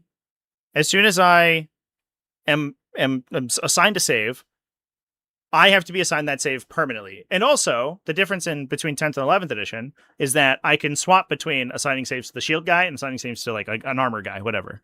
However, let's say I have a Storm Shield guy, and my Storm Shield guy is assigned all the saves for an attack, and he is destroyed, but no other Storm Shield models in my units are destroyed, and no other non-Storm Shield models in my units are destroyed. However, every time I assign to an allocation group, the Storm Shield allocation group is permanently, forever, has suffered casualties, which means you can never ever change it ever again. Every time I go to the select allocation group step, I look and I go, oh, one of my non-character groups contains a model that has lost 1 or more wounds, which means always that group is first. However, there is an FAQ that says if I have multiple groups that have different allocations, that are all below starting strength, I can choose the order, which doesn't really matter, but in some cases it might.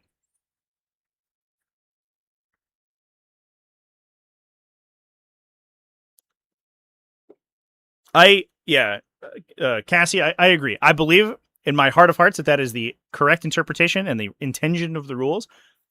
However, they biffed it. They fucked it up. Yeah, because it doesn't say anywhere that destroyed models no longer count. In fact, it says explicitly that a destroyed model is a model that has lost all of its wounds, which means it is, of course, a model that has lost 1 or more wounds. So, yeah. I was hoping that this update would include a clarification to that. I had a discussion, like I said, with some judges over the weekend. They also, this was news to them as well. And it sounds like that's something that might be sort of getting sent up the chain. But I was like, oh shit, you are so right. This is fucked, actually. So anyway, I'm going to take a very short break here to check my mail. Thanks, everybody. Oh, also my chat's like super fucked. I'm now realizing a bunch of my windows got made very small. So I'm going to go check my mail. I'll be back in a moment here, chats, and I'll see you in a sec.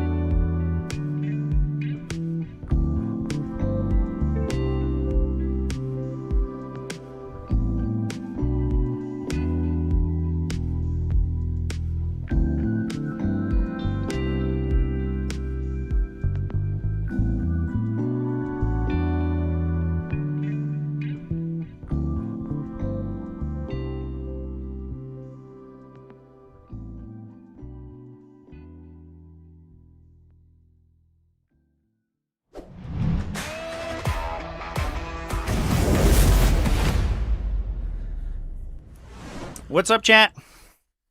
I got a cool thing. This is the package. I bought a big backdrop banner for my live stream. Look, it's got a tortoise on it. It's got TacticalTortoise the tortoise.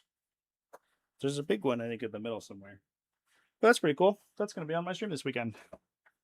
So it's just a big old backdrop of the logo. What? That's fucking big. So fancy. Whew. And there we go. We got the mail. A comfy blankie. A big jumper. I do have I did make like jerseys that say like event coverage on them for when I live stream. It's gonna be good. Thought it was mine at ACO. I don't know. Is there an addendum in the mail? Fuck, I hope so. Would a destroyed model become part of its own group as it has a different wound count? No, because it checks wounds characteristic. It doesn't choose wounds like remaining wounds. So it would change if the destroyed model had a starting wounds characteristic that was different. The problem is that because a destroyed model has definitionally lost a wound, the implication is that its allocation group is locked in permanently as soon as it's removed.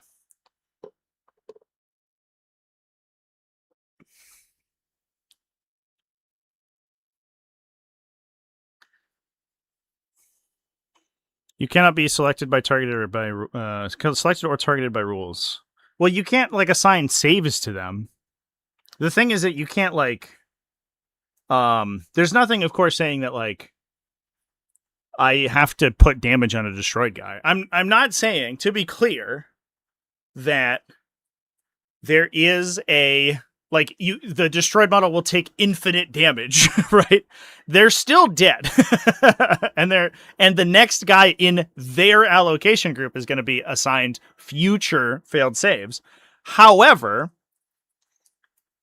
the problem is that there are rules that basically explicitly state you are meant to recalculate allocation groups and assign potentially different allocation groups to the top of the sequence for each incoming attack group. But the rules say that the one with the destroyed model always goes first. So if I have 5 shield guys and 5 armor guys, right? I have 5 invuln save and 5 armor guys, but 1 invuln save guy is dead. Regardless of who's attacking me, the invuln save guys always go first forever for the rest of the game until they're dead. And even when they're dead, they go first, but it doesn't matter because then you just percolate down to the armor guys anyway. Right. Yes. Once if you're in half Storm Shield, half Lightning Claw Terminators, and one Lightning Claw Terminator is destroyed, you now the Lightning Claw Terminator allocation group now has 1 model with 0 out of 3 wounds remaining, which means every time you go to reset allocation groups, the Lightning Claw Terminators are always first. Yeah.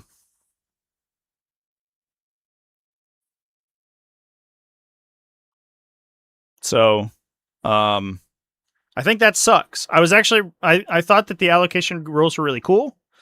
I think that it was interesting being able, like, the idea that you like can dynamically determine who's first as long as you haven't lost a unit or any wounds or whatever, and like I can choose whether I take hits on invulns first or armor first, and in some cases that could be really impactful. I do not like this like tracking wounds over turns. Yeah. But that is essentially explicitly what the rules say.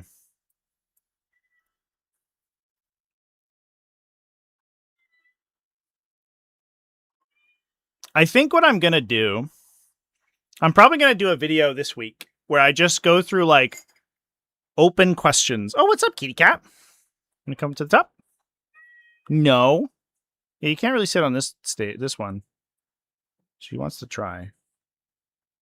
What I'm probably going to do is go through and make a video that's just like open questions in the FAQ or something. And then hopefully we can create a grassroots movement that prompts some a little small update that fixes stuff like the healing rules and this wound allocation stuff. That would be good.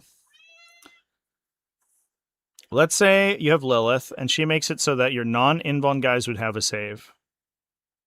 Invuln guys would get to eat that first, assuming she didn't have precision.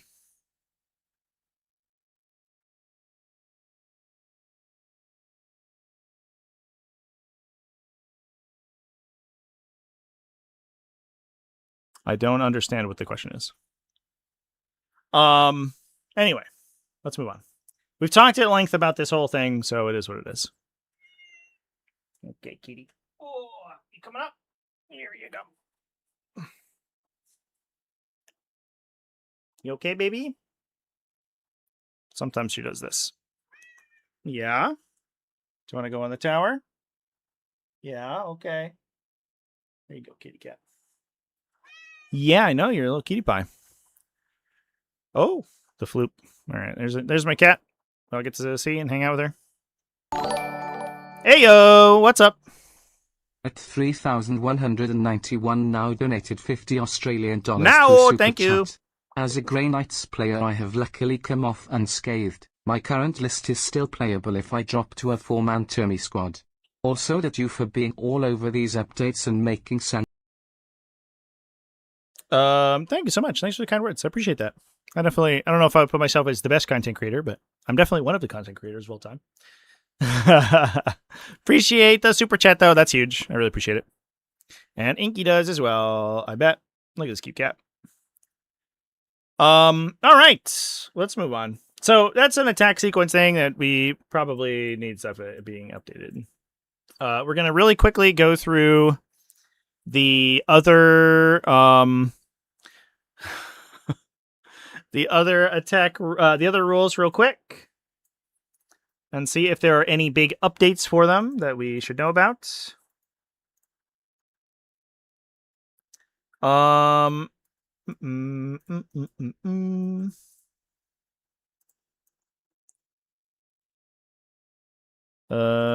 Hazardous tests and hazardous rolls are considered to be the same thing. I do appreciate that clarification. I mean, it's like pretty obvious what they mean, and I don't think anyone would like realistically choose to like not disallow things that affect certain tests and certain rolls from working. But you know, it is what it is. The rules don't say to command limit on points anymore. I believe that they do. I think that I looked that up previously.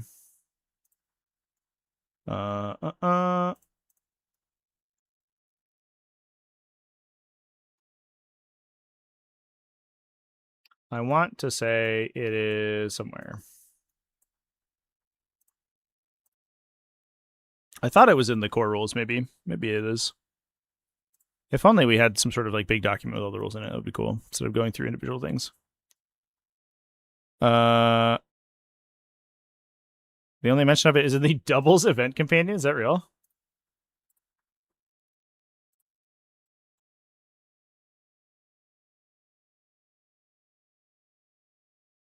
I guess I don't know where it would be, to be honest. Let's take a quick peek at the core rules.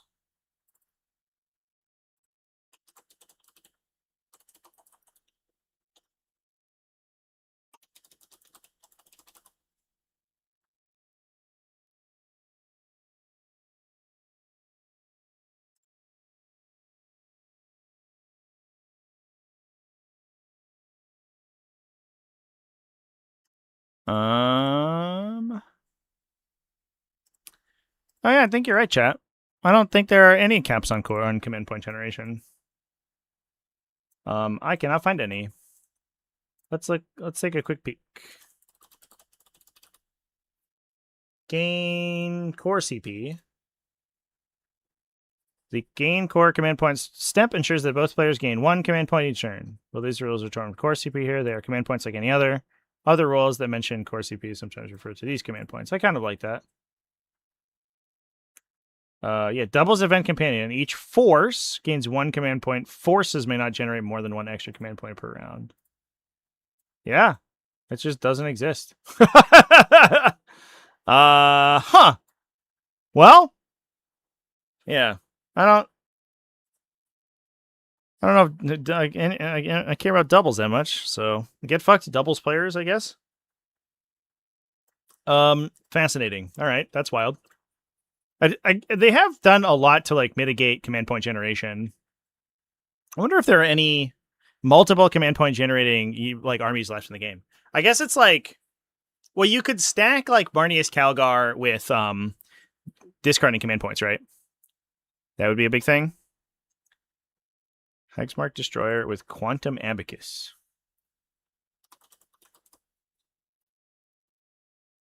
In what is this in?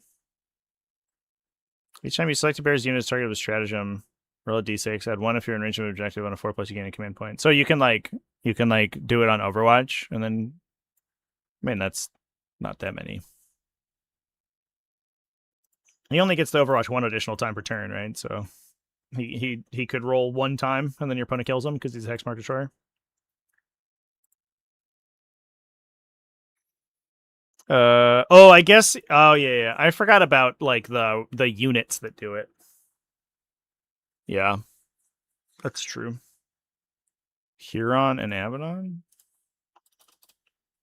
Does Huron generate command points?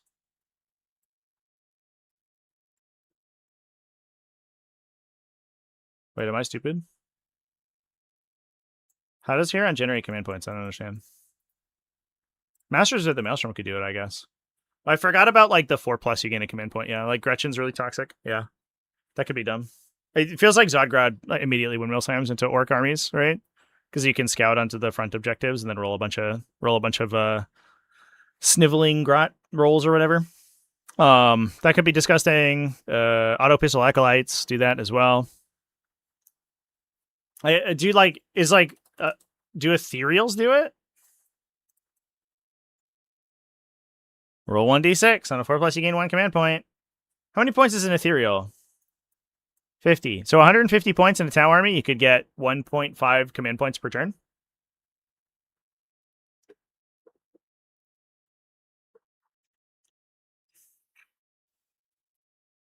Fascinating.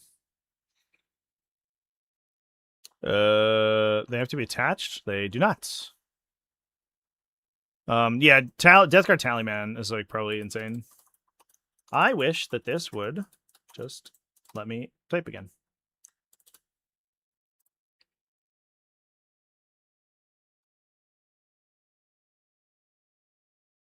Nice. Oh, are ethereals support? Oh, I guess ethereals wouldn't do it then if they're support characters. No. Wait, if you're both leader and support, you choose which one you use, right?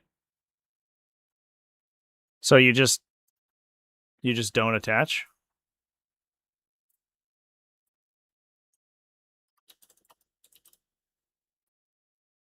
Does Tallyman support? No, he's leader, so he's fine.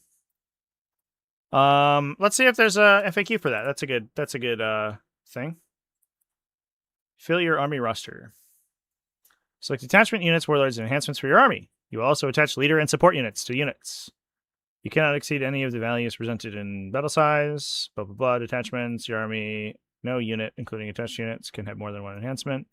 Your army roster must follow the restrictions placed on it. It's weird when doing so. It'd be interesting if they just checked like at the end of the thing. So the order in which you did stuff didn't matter, and it would just like check if you fulfill all the requirements to make sure the list is legal. Blah blah blah. For each leader and support unit, you can attach them to a bodyguard unit that they can join, following the rules for forming attached units. Each support unit in your roster must be attached to a bodyguard unit. Okay. Enhancements. I was under the impression that there was an FAQ for that, for having both leader and support. Am I stupid?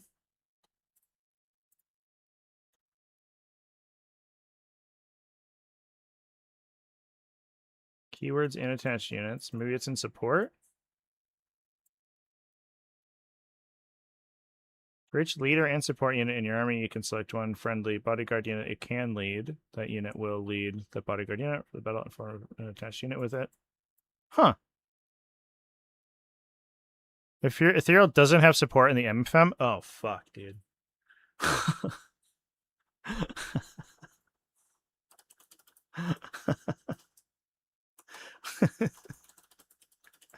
Why?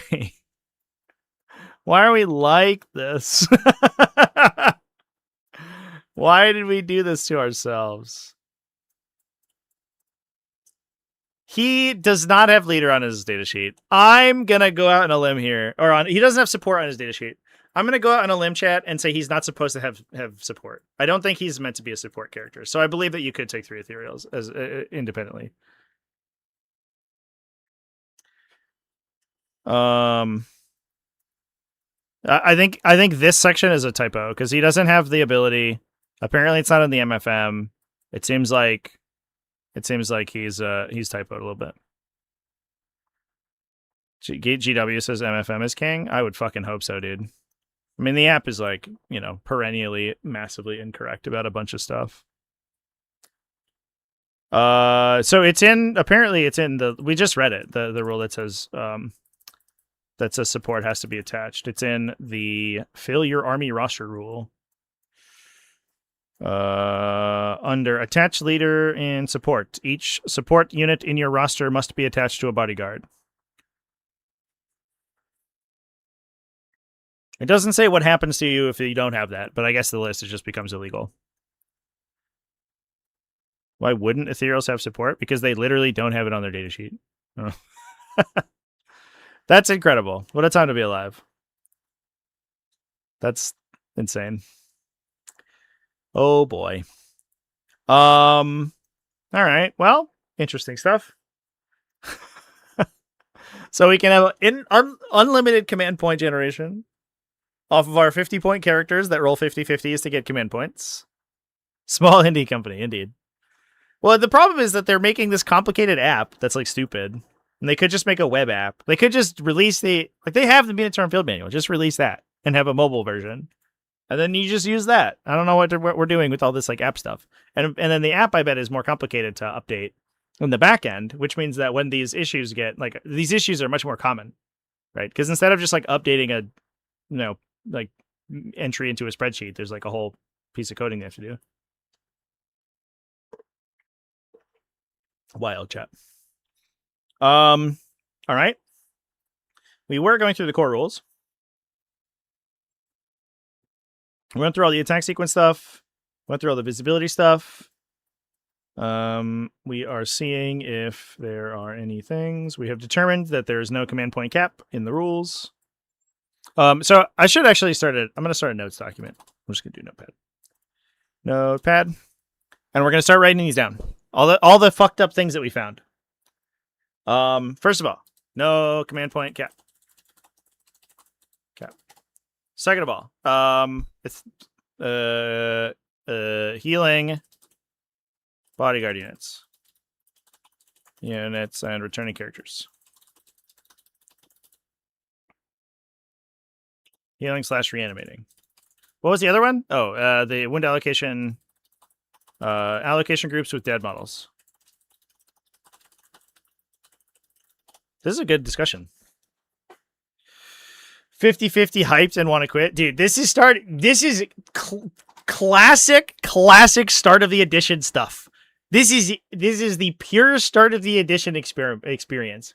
And what I'm going to do, and what I hope we can all do as a group, is find all this bullshit and then just ship it off. And hopefully, before things start to roll up in a big way, we can get these core FAQ'd by making a big stink about them immediately, and then we can compress the amount of time we have to deal with start of edition bullshit. So that's the mindset with which I am approaching this season of Warhammer 40,000. Hazardous on infantry vehicle units. No, that one's very clear cut. Hazardous on infantry vehicles, sick. The other embarking.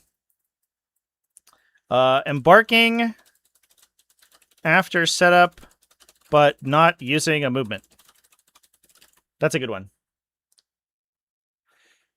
At least we're not having to deal with Wraith Knights. No, we have to deal with literally unkillable Necron units that cannot be destroyed in like a single turn. That's what we have to deal with. So it's different. It's slightly different. All right. Moving down the line. I think we went through moving and shooting.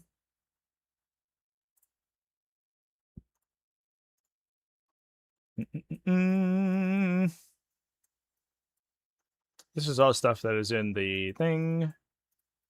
Remain stationary, normal move. Yeah, okay. Shooting. So what's interesting here is that there is a there's an FAQ, and I'm curious about this in select targets.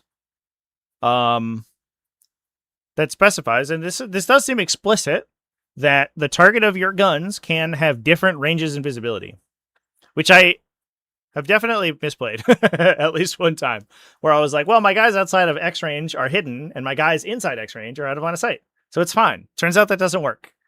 If I can, and that's going to fuck some people up. Start of the edition, get absolutely fucked. I should also do a thing about like rule shit that's going to catch you out. I'm gonna take more notes here, chat. I apologize for the typing.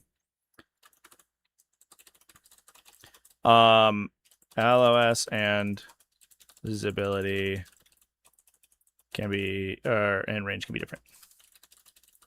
So that's gonna fuck somebody up because they're gonna say, "Oh, my guys that are behind this building, you can't see them, and my guys that are in the building are hidden, or out of range or whatever." And they just measure range to a guy in the building that they're with, and they measure visibility to a guy that they're like in hidden range of, or that they can see even though he's hidden or something. Not that doesn't work, but they measure range to a hidden guy, and they measure line of sight to a guy who's out of range, and then you get fucked by it really bad.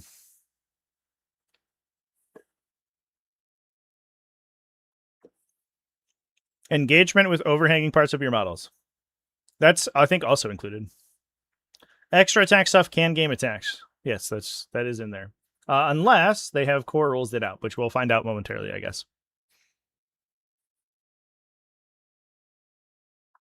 Precision can indeed only target one character. Yeah. There's a difference between...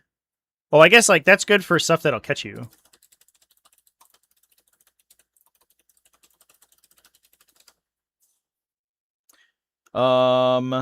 There's a difference between things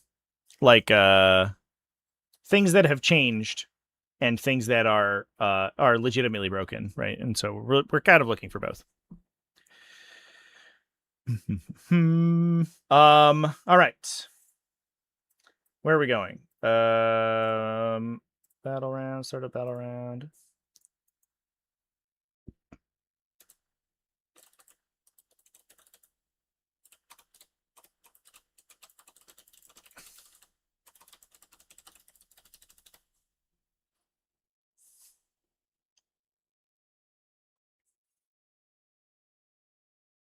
Sanguinor can't move the turn he comes in after his ability. Yeah, that one is funny. That will probably require a thing. Yeah.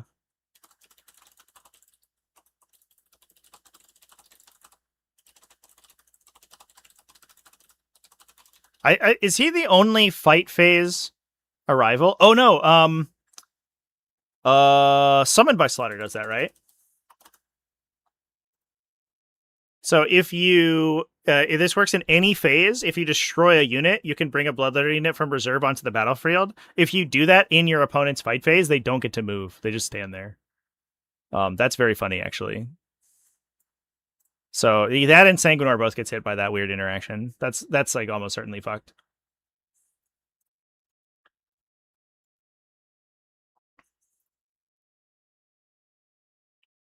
Yeah, so the rule for setup are ingress moves, I believe. I think that is it in the ingress move rule? Yes. So ingress moves occur like when you're in strategic reserve, and I want to say, I guess like we have to look and make sure that the Sanguinor does this. I guess it doesn't affect all automatic like setup on the battlefields. Yes, here we go. So, Miraculous Savior, the Sanguinor ability, says that when your opponent ends of your opponent's charge phase, you select an enemy unit that made a charge, you ingress move engaged with the unit. The ingress move rules state that if you have performed an ingress move, and I guess this might not be the case for a summon by slaughter, so I that might have been a misspeak because I don't think that necessarily ingress moves you, but I have to double check. If you ingress move until the start of your next charge or the next charge phase, your unit is not eligible to make any types of moves. So he ingresses into reserve, and then just like hangs out because the charge phase is already passed. The next charge phase that he's going to participate in is your charge phase the next turn. So he skips, I believe he skips, like pile in and consolidate, right? Because it'll be, yeah, end of the charge phase. So he'll go, I think he skips pile-ins because pile-ins are a movement, right? Yeah. So he doesn't do pile-in moves. He doesn't do consolidate moves. He doesn't do like once you go to your movement phase, he can't do normal moves or fall back or anything. And then he waits until the charge phase, and then he does a charge move. Yeah. So he's super duper fucked. He's super fucked. That one's a bad one. Yeah. And so I guess the key is that I don't know if other ingress effects specify ingress moves. So like Summon by Slaughter is set up anywhere on the battlefield.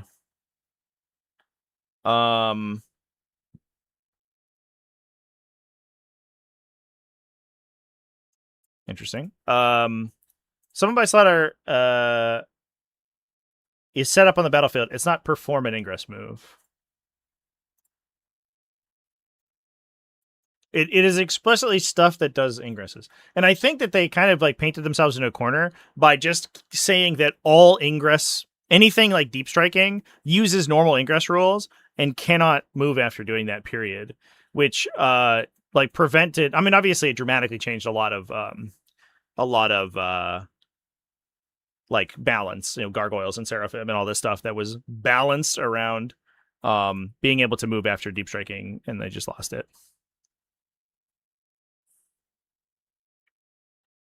Can you stack enhancements or upgrades on a unit like in 10th Ed? You cannot. A unit can only ever have one enhancement combined between all of its components by the end of your like basically construct army step. Phobos Lieutenant. Yeah, Phobos Lieutenant's a big one too. Yeah, there's a bunch of stuff. I mean, that's I think explicit that they do change a lot of that stuff. Oh, chat, I wasn't on this. I wasn't on the thing. I wasn't on my screen recorder. Nobody told me. I think it's explicit, so it's. I'll go back to the thing just to. Oh nope, that's not right. Just for reference, it's right here. This is the rule. And because Sanguinor explicitly says that you arrive via ingress, you get affected by this thing. If you didn't arrive using ingress moves and you just set up like using the normal moves, that it kind of you circumvent a ton of effects. But I mean, they wouldn't have written this rule if they didn't want to change the balance of those units. It just sucks that like those units all got gutted, which is awkward. And then Seraphim like went up in points too, right? It was like weird. Yeah, I don't know. I don't get it.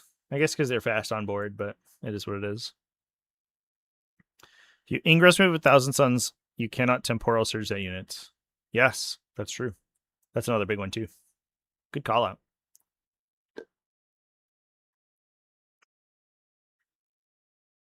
All right. I think we've gone through most of the core rules. Oops. Charge phase, fight phase. There's terrain stuff. We talked about the new terrain FAQ or the new terrain errata that changes how you get hidden, which is really cool. I do like the new terrain rules. I should do a video very soon about how the terrain rules work because I think they're really neat. I like that. Essentially, how it works is that the terrain area is the most important part, and then the terrain features, which are the three-dimensional elements, apply rules to the terrain area. I think that's cool.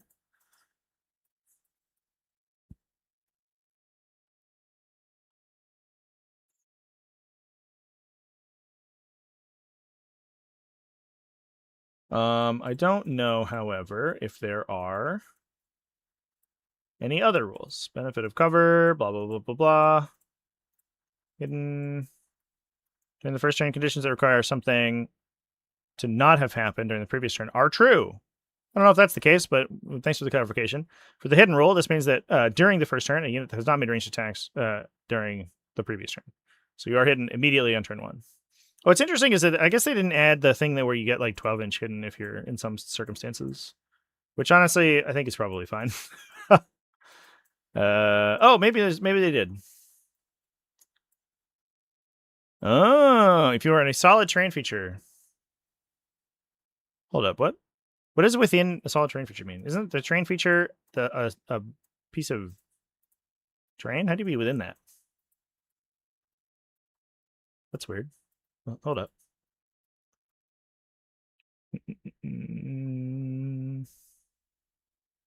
The area of the battlefield occupied by the boundary of or terrain feature is known as a terrain area. Okay. Missions map may define the location and dimensions of a terrain area. Terrain feature belongs to a terrain category. Oh, okay, I see. So the whole thing is called a terrain feature, but the different elements on the terrain feature can have different categories. So you're within a solid terrain feature if it is a big, dense thing. You are gone to ground. Well, all the following apply. You are hidden. You are not fully visible to the attacking model due to one or more intervening solid terrain features. The model's unit did not make one or more ranged attacks during this turn or during the previous turn. Well, a model has gone to ground. Subtract 3 from its detection range. But that... So I think this is going to be kind of fucked. Because for this to be relevant, basically, literally the entire unit has to be gone to ground. But I do think this is going to be relevant for sure. Now, solid terrain features are dense terrain, are also considered dense terrain. So anything with the dense keyword. So basically, they changed the terrain rules so that everything gives you hidden stuff. The big giant movement blocking stuff can also give you hidden or gone to ground, which makes you even more hidden. Hidden 2.0. Hidden plus. Because previously it was that only dense gave you hidden at all, and they basically decided later that that wasn't good enough. You have to be not fully visible due to intervening solid terrain features. So the question here I have is that if I have a terrain feature, 3 terrain features have been placed directly on the battlefield. The players have agreed on the boundary of the area terrain defined by these features is the shaded rectangle. The blue features are dense. The red feature is light. So in order to gain hidden, and this is where people are going to get fucked up, or gone to ground, excuse me. This is where people are going to absolutely get shit on, is that their unit basically has to be, each model in the unit that is relevant has to be hiding behind one of the B wall sections. If you hide, even though you are on what is otherwise an area with dense terrain in it, you have to be hidden by solid terrain, and the C red terrain feature here is not considered solid, which means it doesn't give you the gone to ground bonus. So everyone has to be hiding behind B, basically, to get the 12-inch detection range rather than the higher number. B, or one of the B sections. The thing that's going to catch people is that, like, they have one dude who's like here, who's like mostly behind, who's definitely behind C and mostly behind B, but there's like, oh, I can trace unbroken line of sight from across C, which means I can use the normal hidden detection range against that model, which means I can shoot the unit. And that's gonna absolutely catch people. I don't like that component of it. The role functionally never activates. It will sometimes. I think like the important periods is like when, so like turn 1, let's say I've moved up one model to perform an action in this terrain feature, and that model is like towing the terrain, the area, but I'm behind this wall. This wall. Oh, I can open the thing. So I'm like towing the terrain feature, but I'm behind this wall here. So like my model is like back there. I guess like we can do this in. Here we go. Ready, chat? We're gonna. It's paint time.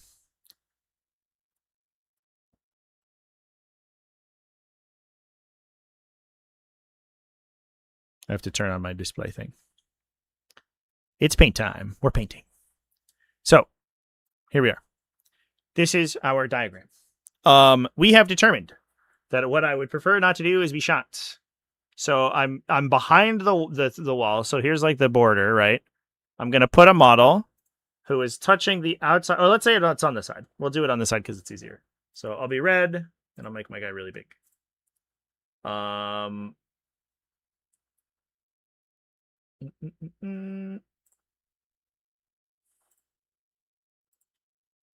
All right, so I have a model who's here. Why is it so fucking small? Can I make my brush bigger? How do I do that? I'm not a paint connoisseur, chat. I don't know. Oh, it's a little bit better. So my model's here. They're touching this terrain feature, and they're within the area terrain, and they're up against the terrain feature, which means any incoming line of sight from like here, they're going to be partially obscured. The rest of my unit is totally out of line of sight, so who cares about them? They can't, they don't matter. If I'm in this position, so I've moved up and put one model in contact and hidden behind this piece, then this guy will get the -3 detection range, which means he's very difficult to target.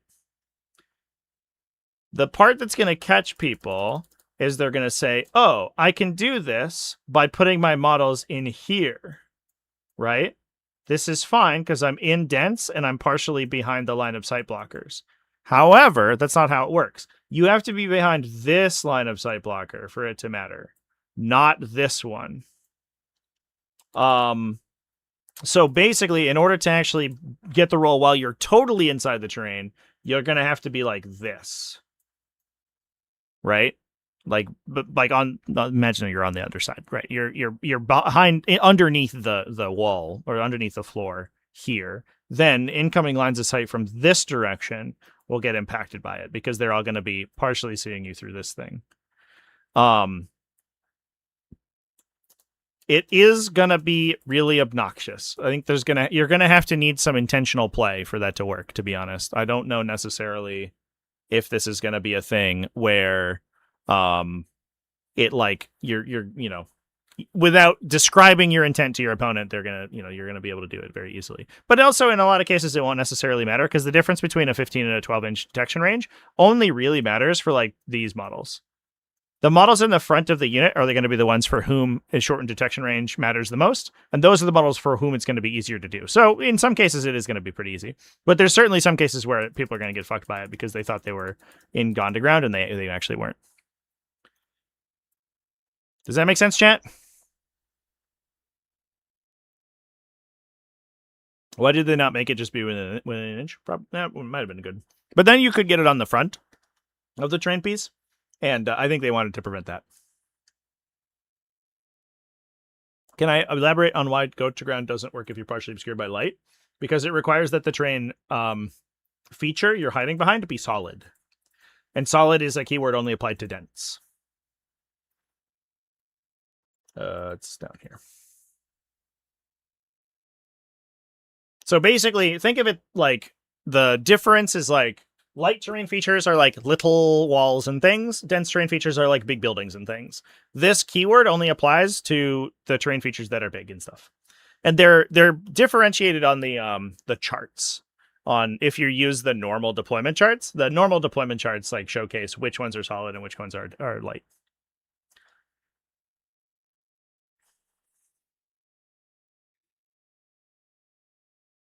You almost always get it from a 90-degree angle when you place them on the top.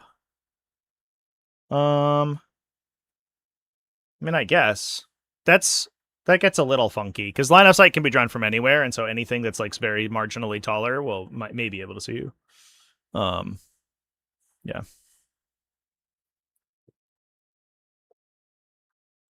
Yeah, against like infantry. If it's infantry fighting infantry, being on the second floor will be pretty good usually.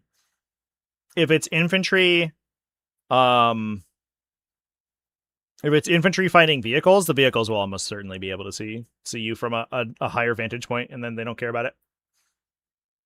Which does actually kind of make thematic sense. There is like, I kind of like the hidden mechanic because I do think in some cases it does make things play like a little bit more realistically.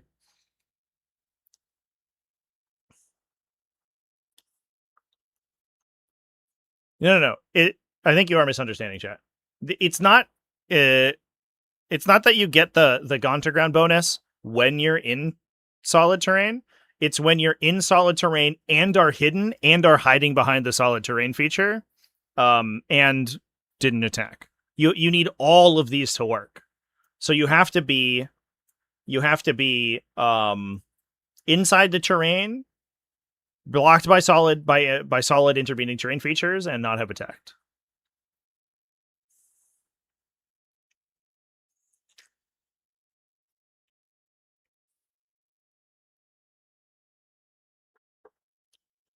If the top floor has a wall, I mean, yeah, maybe.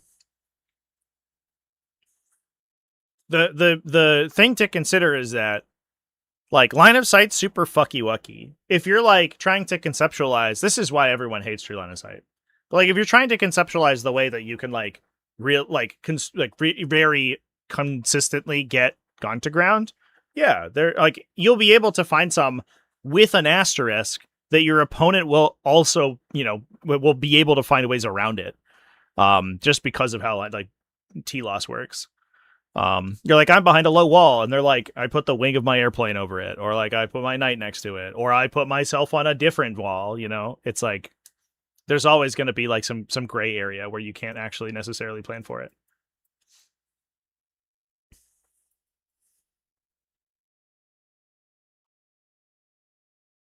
In this case, so like if we look at this showcase from the perspective of the Gorkanaut, all of these sisters would potentially be gone to ground because you can see them, and this wall is blocked physically by the solid rule, but like the little wall here, of course, is going to partially obscure the BSS.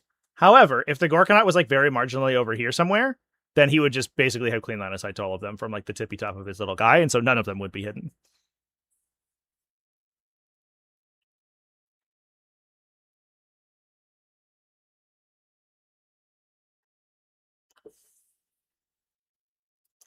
Yeah, anyway. That's where we're at. Good stuff. I don't know if I like that. I honestly, I don't think I like Underground. I'll say it now. I would be interested to see how long Underground survives, to be honest. I don't know if I like it like as a mechanic. I do like the updates they did to Hidden to make it easier to get. I think that's great. Underground does feel like it's really important. Like it's massively impactful if it works sometimes, but it is like kind of subjective sometimes, and I don't know if I love that. I was kind of convinced they would get rid of T-Loss, and I was proven wrong. I thought it was very likely that the True Line of Sight would be gone. And in fact, they've leaned like more heavily into it in some cases because some of these effects require like, True Line of Sight stuff.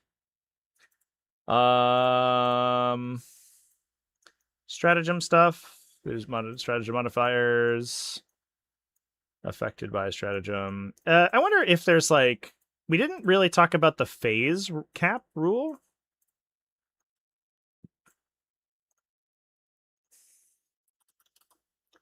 Because this is going to be difficult to find.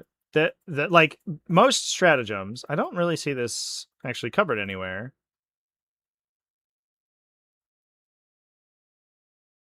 Like don't have a cap on them, right? Resolve the sequence, do all the stuff, blah blah blah blah. Which means that it's like difficult to determine how long they last. And I think the implication is that everything only lasts a phase, but I don't know if it ever says that.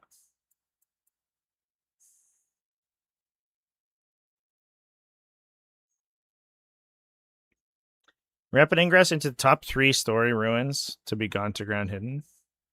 Yeah, that's gonna be disgusting for sure. Not even like top 3 of the terrain feature. I think you just rapid ingress so that like half your unit is behind the terrain feature and half your unit is behind the wall, and then you're just 12 inches away from people and they can't shoot you, and then you charge them. Like I said a bunch of times, like I think fast deep striking stuff is going to be super disgusting.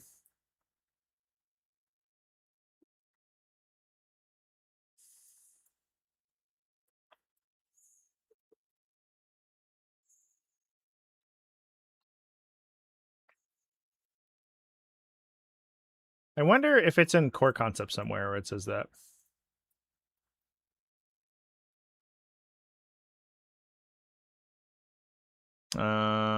Like, what would I look up to find that? Right?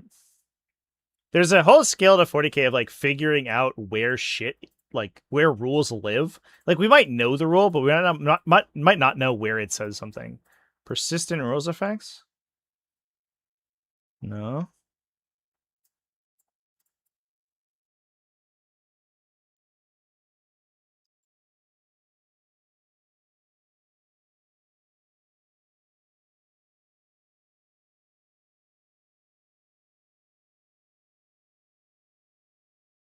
Describing units, tokens, adding a new unit to your army, all types of models. I don't know why I could click on that one. Duration, maybe? Yeah. Persisting rules. If your rule specifies when it is triggered, i.e. the shooting phase, and does not specify how long it acts for. No, it is in persisting rules. We were in the right spot. I just only read the first 2 paragraphs. It's in the 3rd paragraph. It is that specifies when it is triggered and does not specify how long it is active for. It is only active for the duration of that period, e.g. until the end of the shooting phase. After that period is no longer active. Sick. We figured it out. Ta-da! Let's go. On a positive, new terrain rules will make the game play more like a war game and less like a board game. Fun fact, chat. Those are the same thing.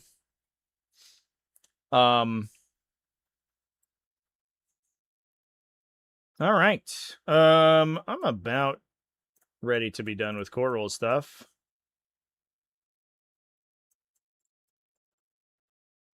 I'm interested if they have any like if there's any changes to like gatekeeper guys. Start of the battle, no objective markers controlled by the player. Yeah, we all know this stuff. This is all easy peasy, lemon squeezy. Boo boo boo boo actions. There's performing action stuff, which we can do. We also have the battle shock things. Any monster and vehicle updates. We did not see any. We're gonna speed run these. Speed run real quick.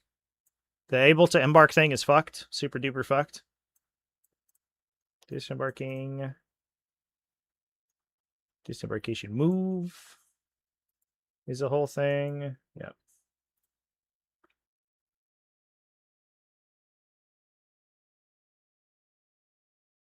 Well, I guess actually, is there a rule in setup here? Set up on the battlefield. There's a rule that you cannot re-embark after you disembark. I just want to read the setup rule real quick because that also pertains to transports. I want to see if they added any additional addendums to it besides the large model thing. Wings can overhang a deployment zone if it's not possible to set them up otherwise. When setting up their base, it needs to be wholly within that deployment zone. I fucking hate this rule so much. I had hoped they had gotten rid of this, but they didn't. I want to kill myself. From strat reserves to models so large, it's basically cannot be physically set up wholly within the required distance of the required battlefield edge. It must be set up so it is touching the battlefield edge. It's weird that they would have like a large model clause for aircraft, but not have like aircraft to be done in like or work in any meaningful way. That feels like they messed it up. Neat. Mm-mm.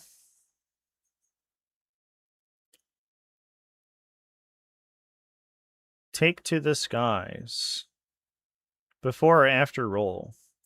What roll is the question? All right. We have to go back.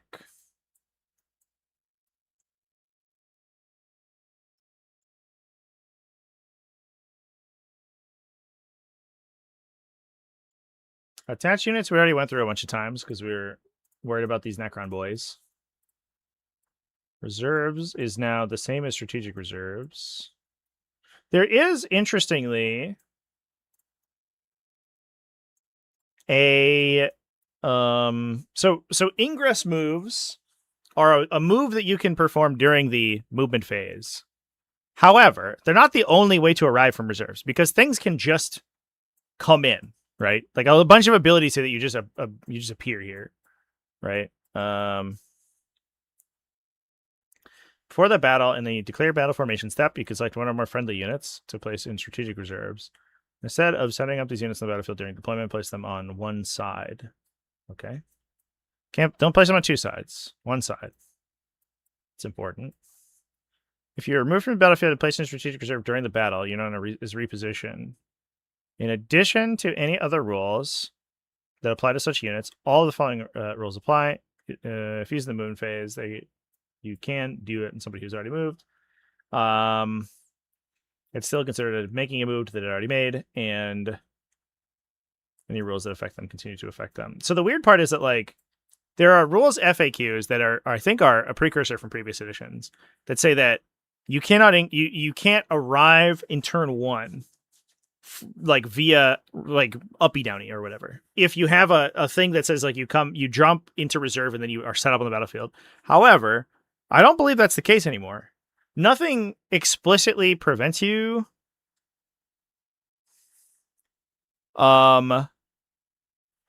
Nothing requires you to make an ingress move outside of your movement phase, I believe. To arrive on the battlefield, each strategic reserve unit must make an ingress move.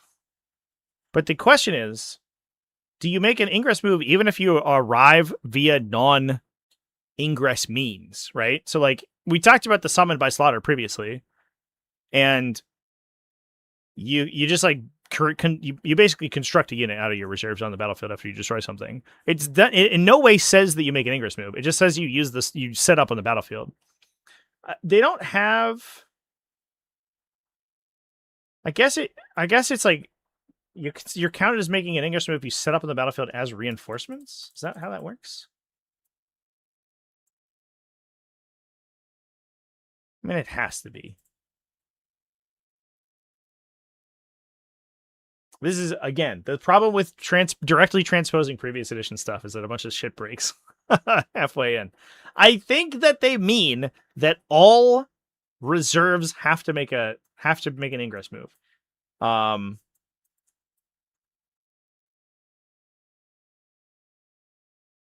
Even if the way that they arrive are from reserve isn't described as making an ingress move. I imagine that that's the case.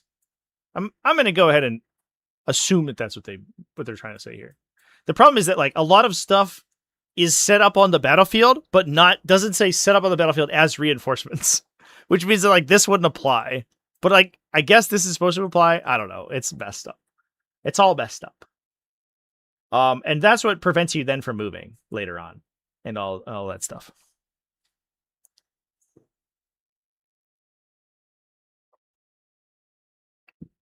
So if you have something that says remove it from the battlefield, it uses the reposition unit rules, which means you are considered to be placed into strat reserve.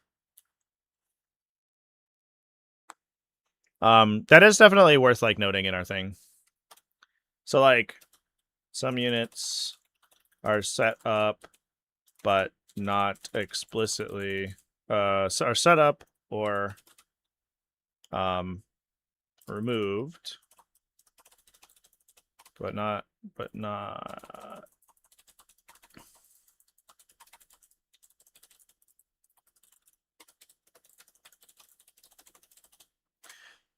Yeah, I would assume that these all end up being like up down strat reserve stuff. But I definitely think that it's important to discuss. So like,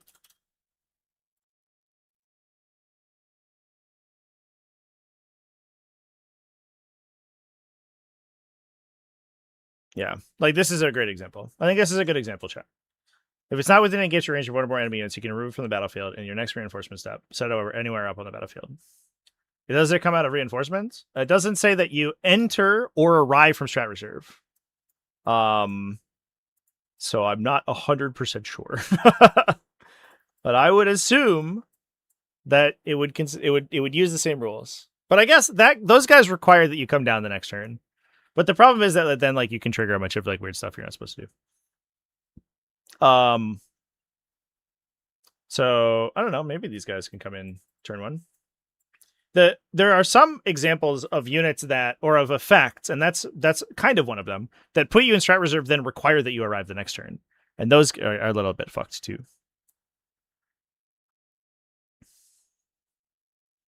There's no more round one uppy downy. So in most cases there are not because you can't be selected to perform an ingress move on round 2. I think that's in the core in the movement phase rules. Where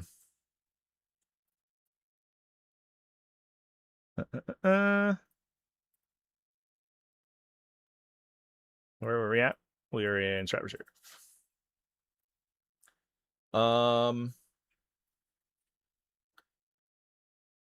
It is. Yeah, you can only enter strat reserve from second battle round onwards. So if you have a strat reserve effect, ingress moves turn off first battle round. The weird part, so if you have anything that says pick up your unit and put it in strat reserve. In last edition, if you started on the battlefield, you were eligible to come in bottom of 1 if you started on the table. In 11th edition, the only requirement is that if you are in strat reserve at any point, period, full stop, you cannot arrive turn 1. There are 2 issues with that. The first one is that some uppy downies don't say that you're in strat reserve and don't say that you make an ingress move, right? And some uppy downies say you're in strat reserve, but require that you arrive on the subsequent turn. And I don't see any FAQs for that.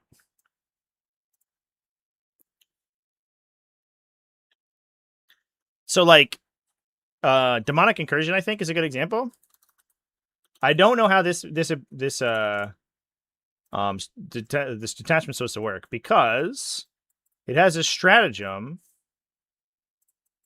where you put 2 units in from the battlefield and place them in strategic reserve. They will arrive in the reinforcement step, which they have defined as being anytime in your movement phase of your next movement phase using Deep Strike. However, I think that the implication is that this will work because otherwise the game like blue screens. I am both required to and disallowed from performing an ingress move with these units. I think you are allowed to bring them in, but I don't want to assume that because they could easily say you can't use this stratagem in the first battle round, right? Or in the first turn of the game or whatever. So like Gaunt's Ghost is weird. That one's pretty weird. So I think those do require sort of like explicit requirements or explicit exceptions.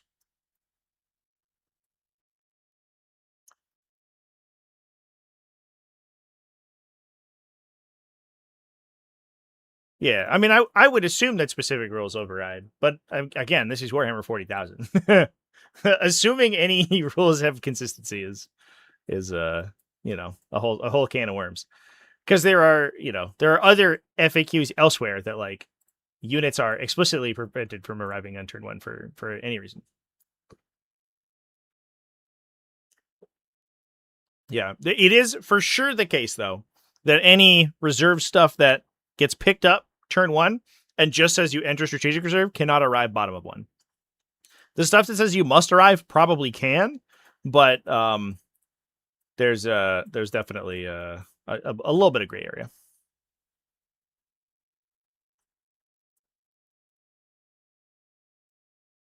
All right, we talked about army building and stuff. Boop, boop, boop. All right, let's talk about faction specific stuff and see if there's any in there. Yeah, Grey Knights get super duper fucked, but I think Grey Knights are doing okay, honestly. I think Grey Knights are fine.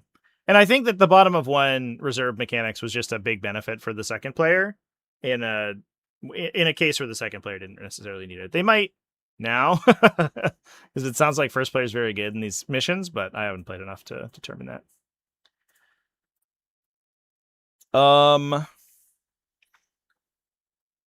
I actually don't know if any of these have been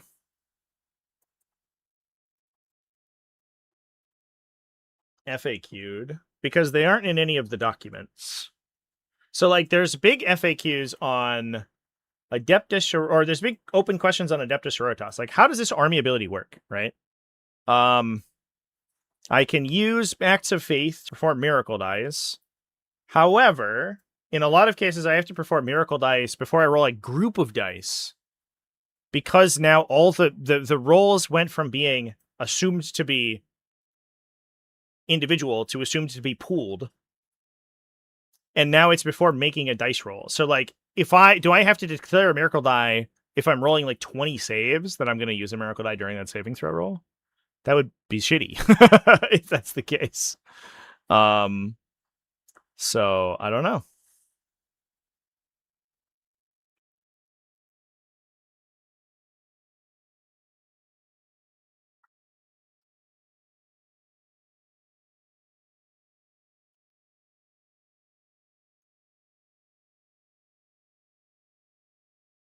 They did not answer that question.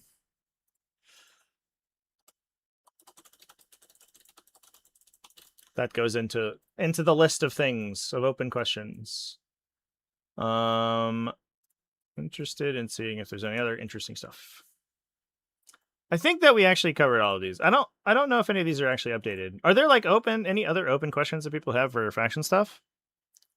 So you can't slow roll your Meltas? Correct. As long as those Meltas are all in the same attack group with the same applicable stats or identical stats, they must be rolled together.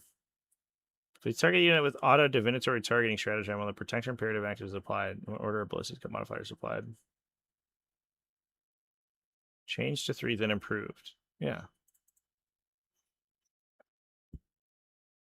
Oh, I guess it's like updates is where we need to see them. Is there an update section?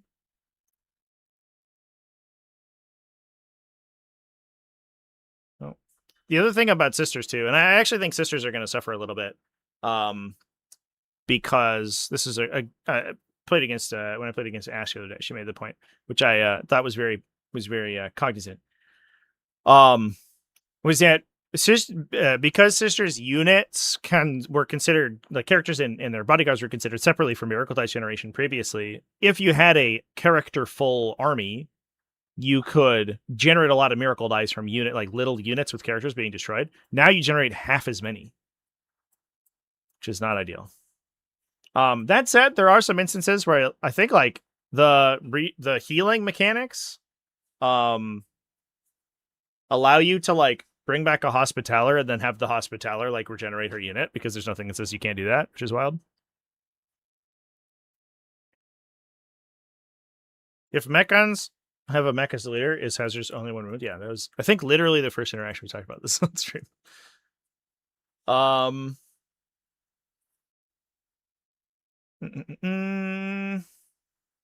Yeah, this is all stuff. I like that these are in the document, or in the thing, so we can see changes very easily. But I don't believe that these are actual changes, which is a little bit sad.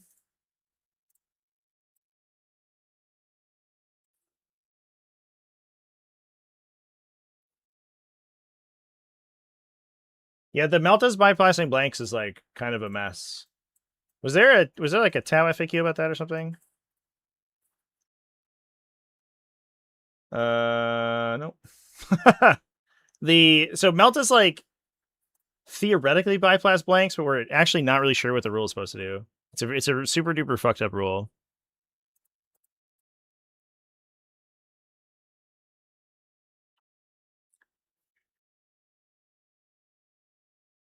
There's an FAQ where they talked about the Melta keyword.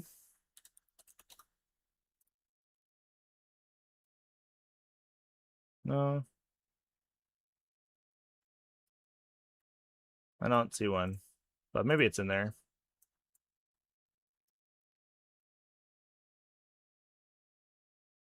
So there's like basically an FAQ that implies but does not outright state that a damage characteristic that is replaced by 0 can no longer be modified. However, they fucked up the wording. And so we're not actually sure if that's how it's supposed to work. It's very weird.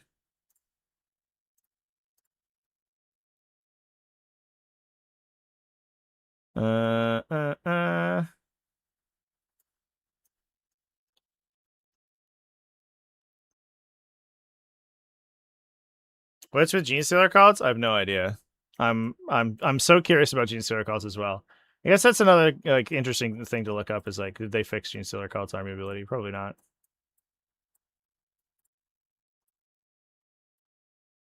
It would be here.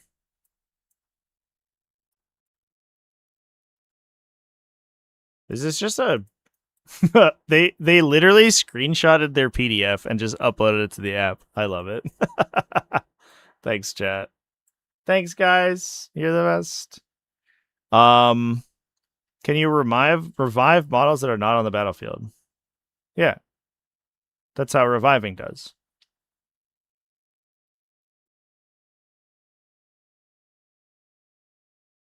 It specifies setting the damage to 0, skip steps 2 to 5. Well, that's what it implies. But it says that any rule that changes damage to 0 cannot be modified. So if I have an ability that modifies damage, I can't make it say a new thing. Is what the text of the rule literally says. But then the parentheses say skip step 1 to 5, 2 to 5, which obviously implies that it's supposed to prevent the 0 from being modified further.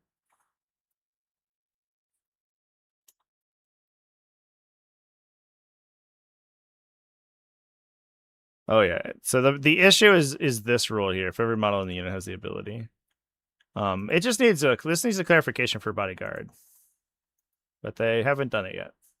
That's like very easy too.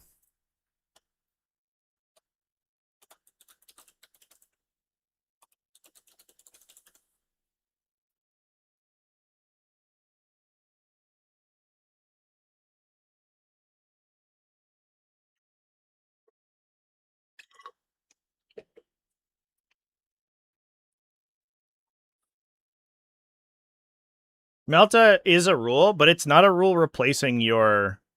I mean, we can look at the rule again. I don't disagree that I think it's supposed to like. I think what everyone knows like it's supposed to do is what it's supposed to do. But if you can't accept that it's written poorly, then you're like a goober. I don't know. It's in profiles. Where the fuck is that? We can just look up modifiers. Cool rule profiles. Yeah, so the rule is that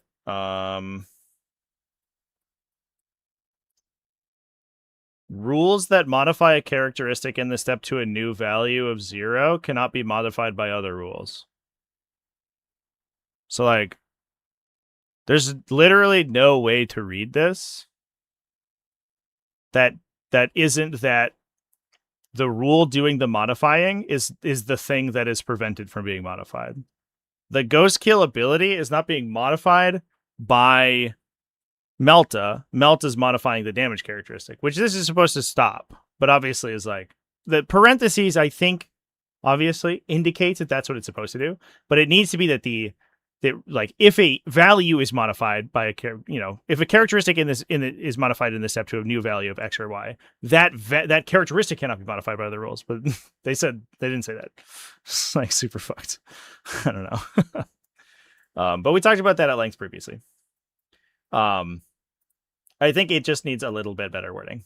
They just literally need to add like 2 words in there, and then everyone knows what it means. Neat. Yeah. Were there any other like burning questions? I guess I don't know necessarily if it's worth like going through literally every ability here. Because I don't think any of the faction FAQs have changed since we looked at them last, and I don't know if it's necessarily going through them. Points up for weak battleline infantry, even though they said they were going down. Yeah, I think that the article that talked about the changes that were happening to in the Munitorum was just so off base. It was crazy.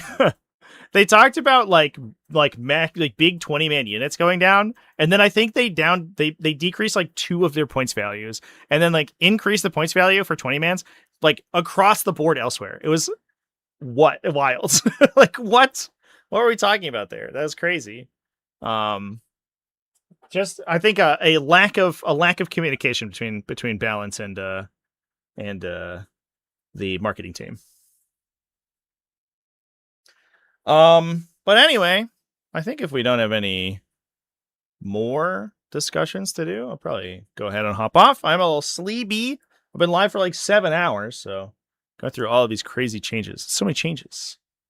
Also, Inky's not here anymore. We don't have to look at her beautiful face. I'm gonna probably go back to editing my overlay for 11th edition. There's gonna be a little bit of growing pains in the streaming side. To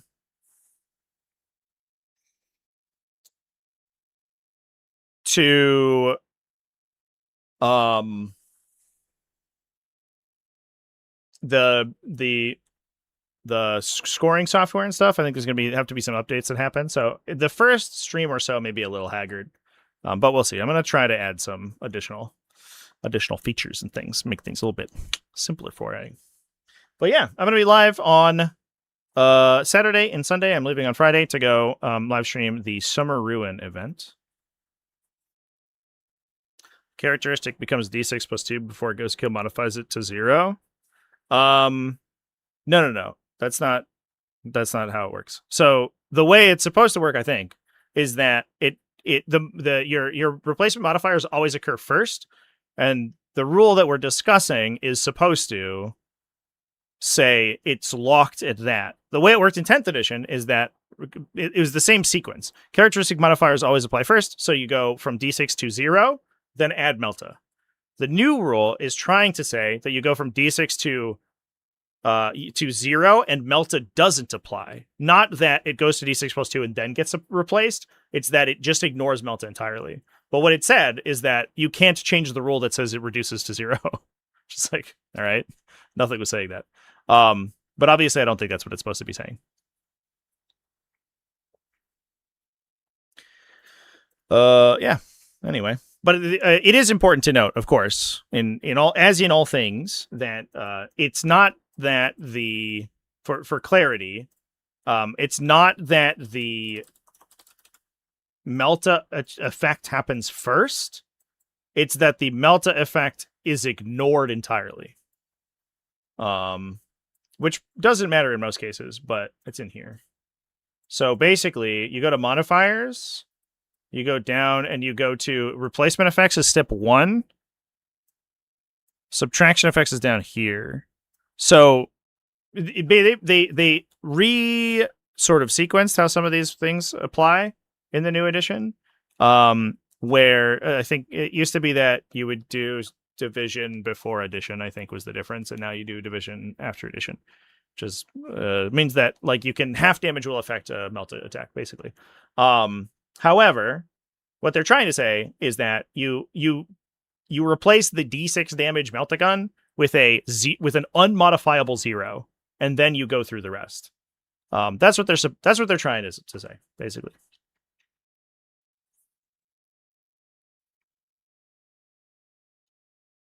The Melta rule specifies happens to select targets. I think that the targeting stuff means that they lock in at select targets and then are calculated later.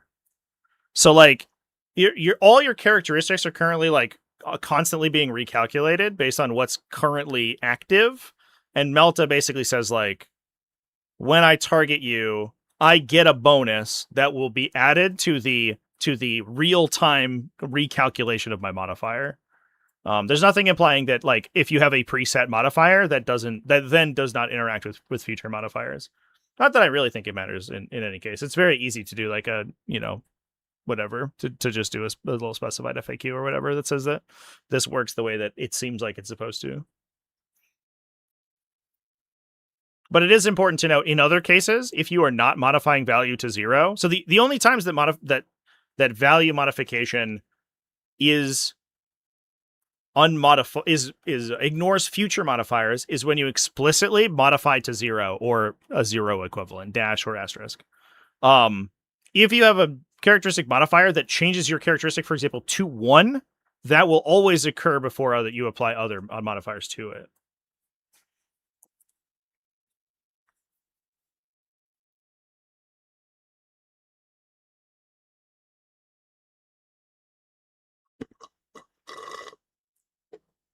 Right. So skipping the skip steps 2 through 5 thing is why the damage would modify you to 0. However, the reason you skip steps 2 through 5 is unclear. I'm just saying that these two sentences need to be rewritten for clarity. I'm not saying that we can't figure out through process of elimination what this rule is trying to do. But the point is that the rule is not very well written. And and if you don't think that that's the case, then I don't know what to tell you.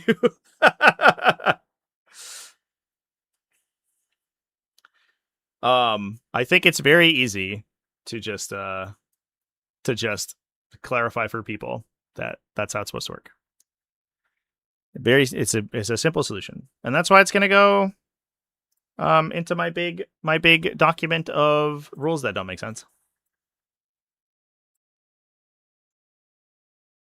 Yeah. Anyway, I'm gonna probably spend some additional time with this and see where things go. I don't know. I think it's interesting. There's definitely, I guess, some other stuff where it's like the ethereal having support sometimes is a big deal. Probably worth like running through some rules and stuff. With that, folks, I am a sleepy baby, so I think I'm gonna head and hop off and maybe eat some food. So thanks everyone for hanging out with me. I will see you on Saturday. Cheers, everybody. And Take to the Skies. So what's the issue with Take to the Skies? I don't know. Is there an issue with Take to the Skies?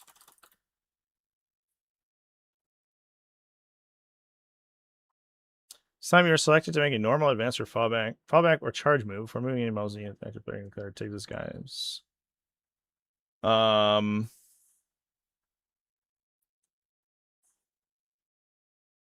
If it does, while resolving the move, subtract 2 from the maximum distance. Each time a flying model moves, ignore all vertical distance for the purpose of how far it has moved. It can move through all types of model, including enemy models and monster and vehicles. It can move horizontally and vertically through all categories of terrain feature. Is it like a timing thing? Is it before or after the dice roll? What dice roll?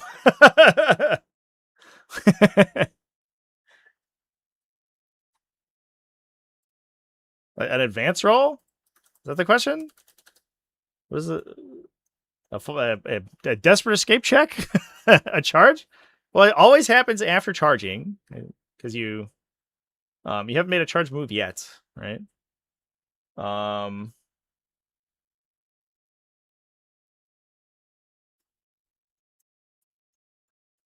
if there is a selected to make a FAQ somewhere in here.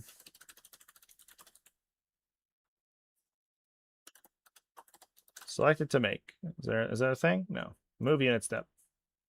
First, select a unit. Select one friendly unit that has not been selected to move. So all the units have been selected to move. All right. So it's right. You have for advanced rolls, it happens right here, right? Right here. So if I'm thinking about making advanced roll, I select my unit. I say I will fly, and then you roll your advanced roll, right?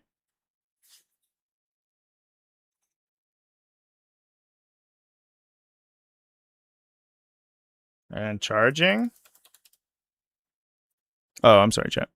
Thanks for letting me know.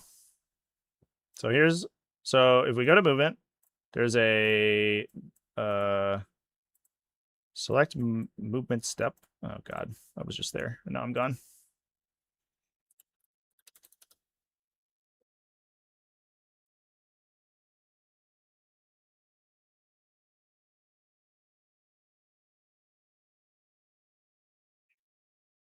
So in charge step, player resolves charge with eligible units one at a time using the sequence below until other units they choose to charge have declared a charge and those charges have been resolved.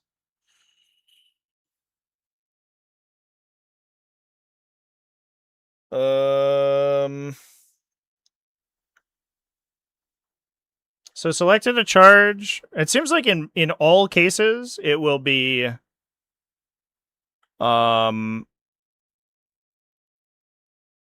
before you roll, right? So there I don't think you could really I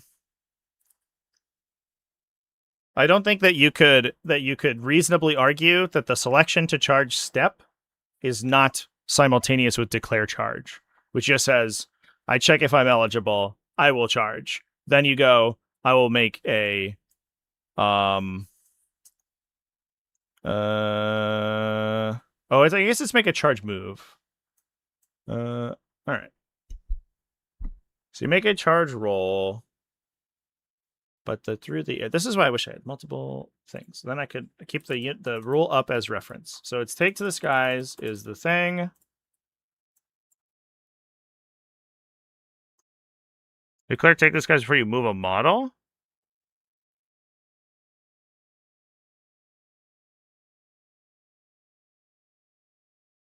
Each time a flying unit is selected, they make a normal, advanced, fallback, or charge move. I think the problem is that selected to do anything is kind of tough. It's like poorly defined, right? Because if you select in a unit in the movement phase, which should be when selected to triggers, right? You don't have to necessarily determine whether you normal, advance, or fallback. And then charge moves occur like way after the select to charge step. Before moving any models in the unit. Which could be any time. I would imagine that it's after. Yeah, I guess I think I agree with you, chat. I think it's probably after you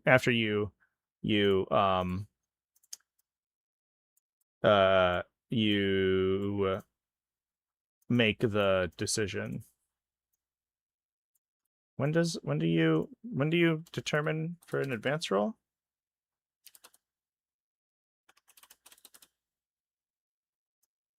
Where the fuck am I? Advance move. Advance roll plus your unit's move characteristic. Eligible if your unit is moving. Before moving, make an advance roll.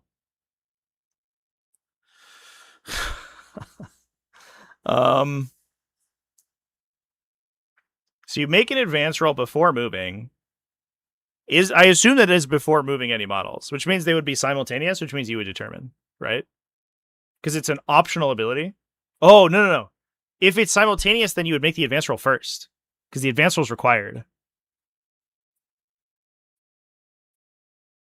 Well, in any case, it wouldn't make a difference, right?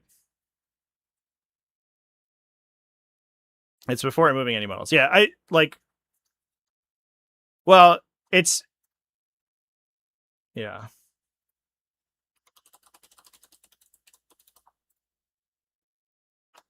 Before moving any models in the unit.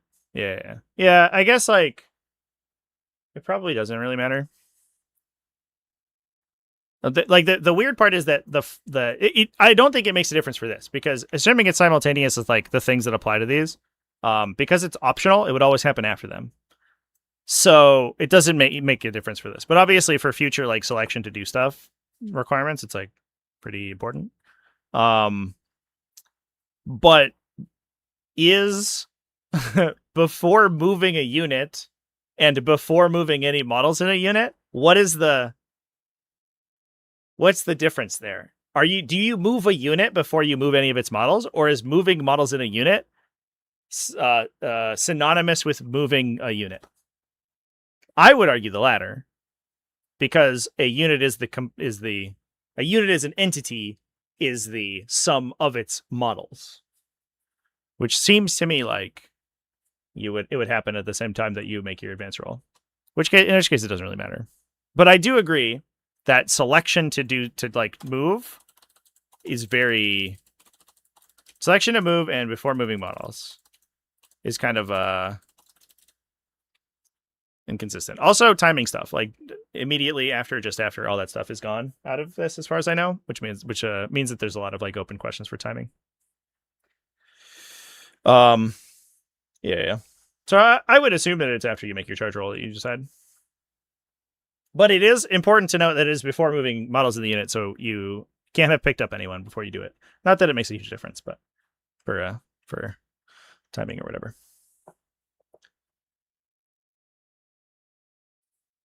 Yeah, I gotta start screenshotting. Ugh. Yuck. I don't like it. Anyway, chat, that's it for me. I do have to hop off here. I'm fading a little bit, folks. Thanks everyone for hanging out with me. Definitely one of the edition releases of all time. I'm excited that we at least have most of the rules. I'm excited that at least for the time being, fucking Necrons look absolutely nightmarishly insane. Tau look incredibly strong. I don't know. Feels good. A new age of madness, indeed, chat. It's gonna be 6 months before we have a real game out of this, but we're getting there. This does feel like the strongest start out of any. It feels like a lot of the stuff that we're playing around with right now is like either minutia or like, what's the word? Balance stuff. Whereas like in previous editions, there's just like shit that's broken, and it doesn't feel like as much as like just straight up broken as we have now. But we'll see. All right. Cheers, everyone. Thanks for watching, and I'll see you tomorrow. Good night, everybody.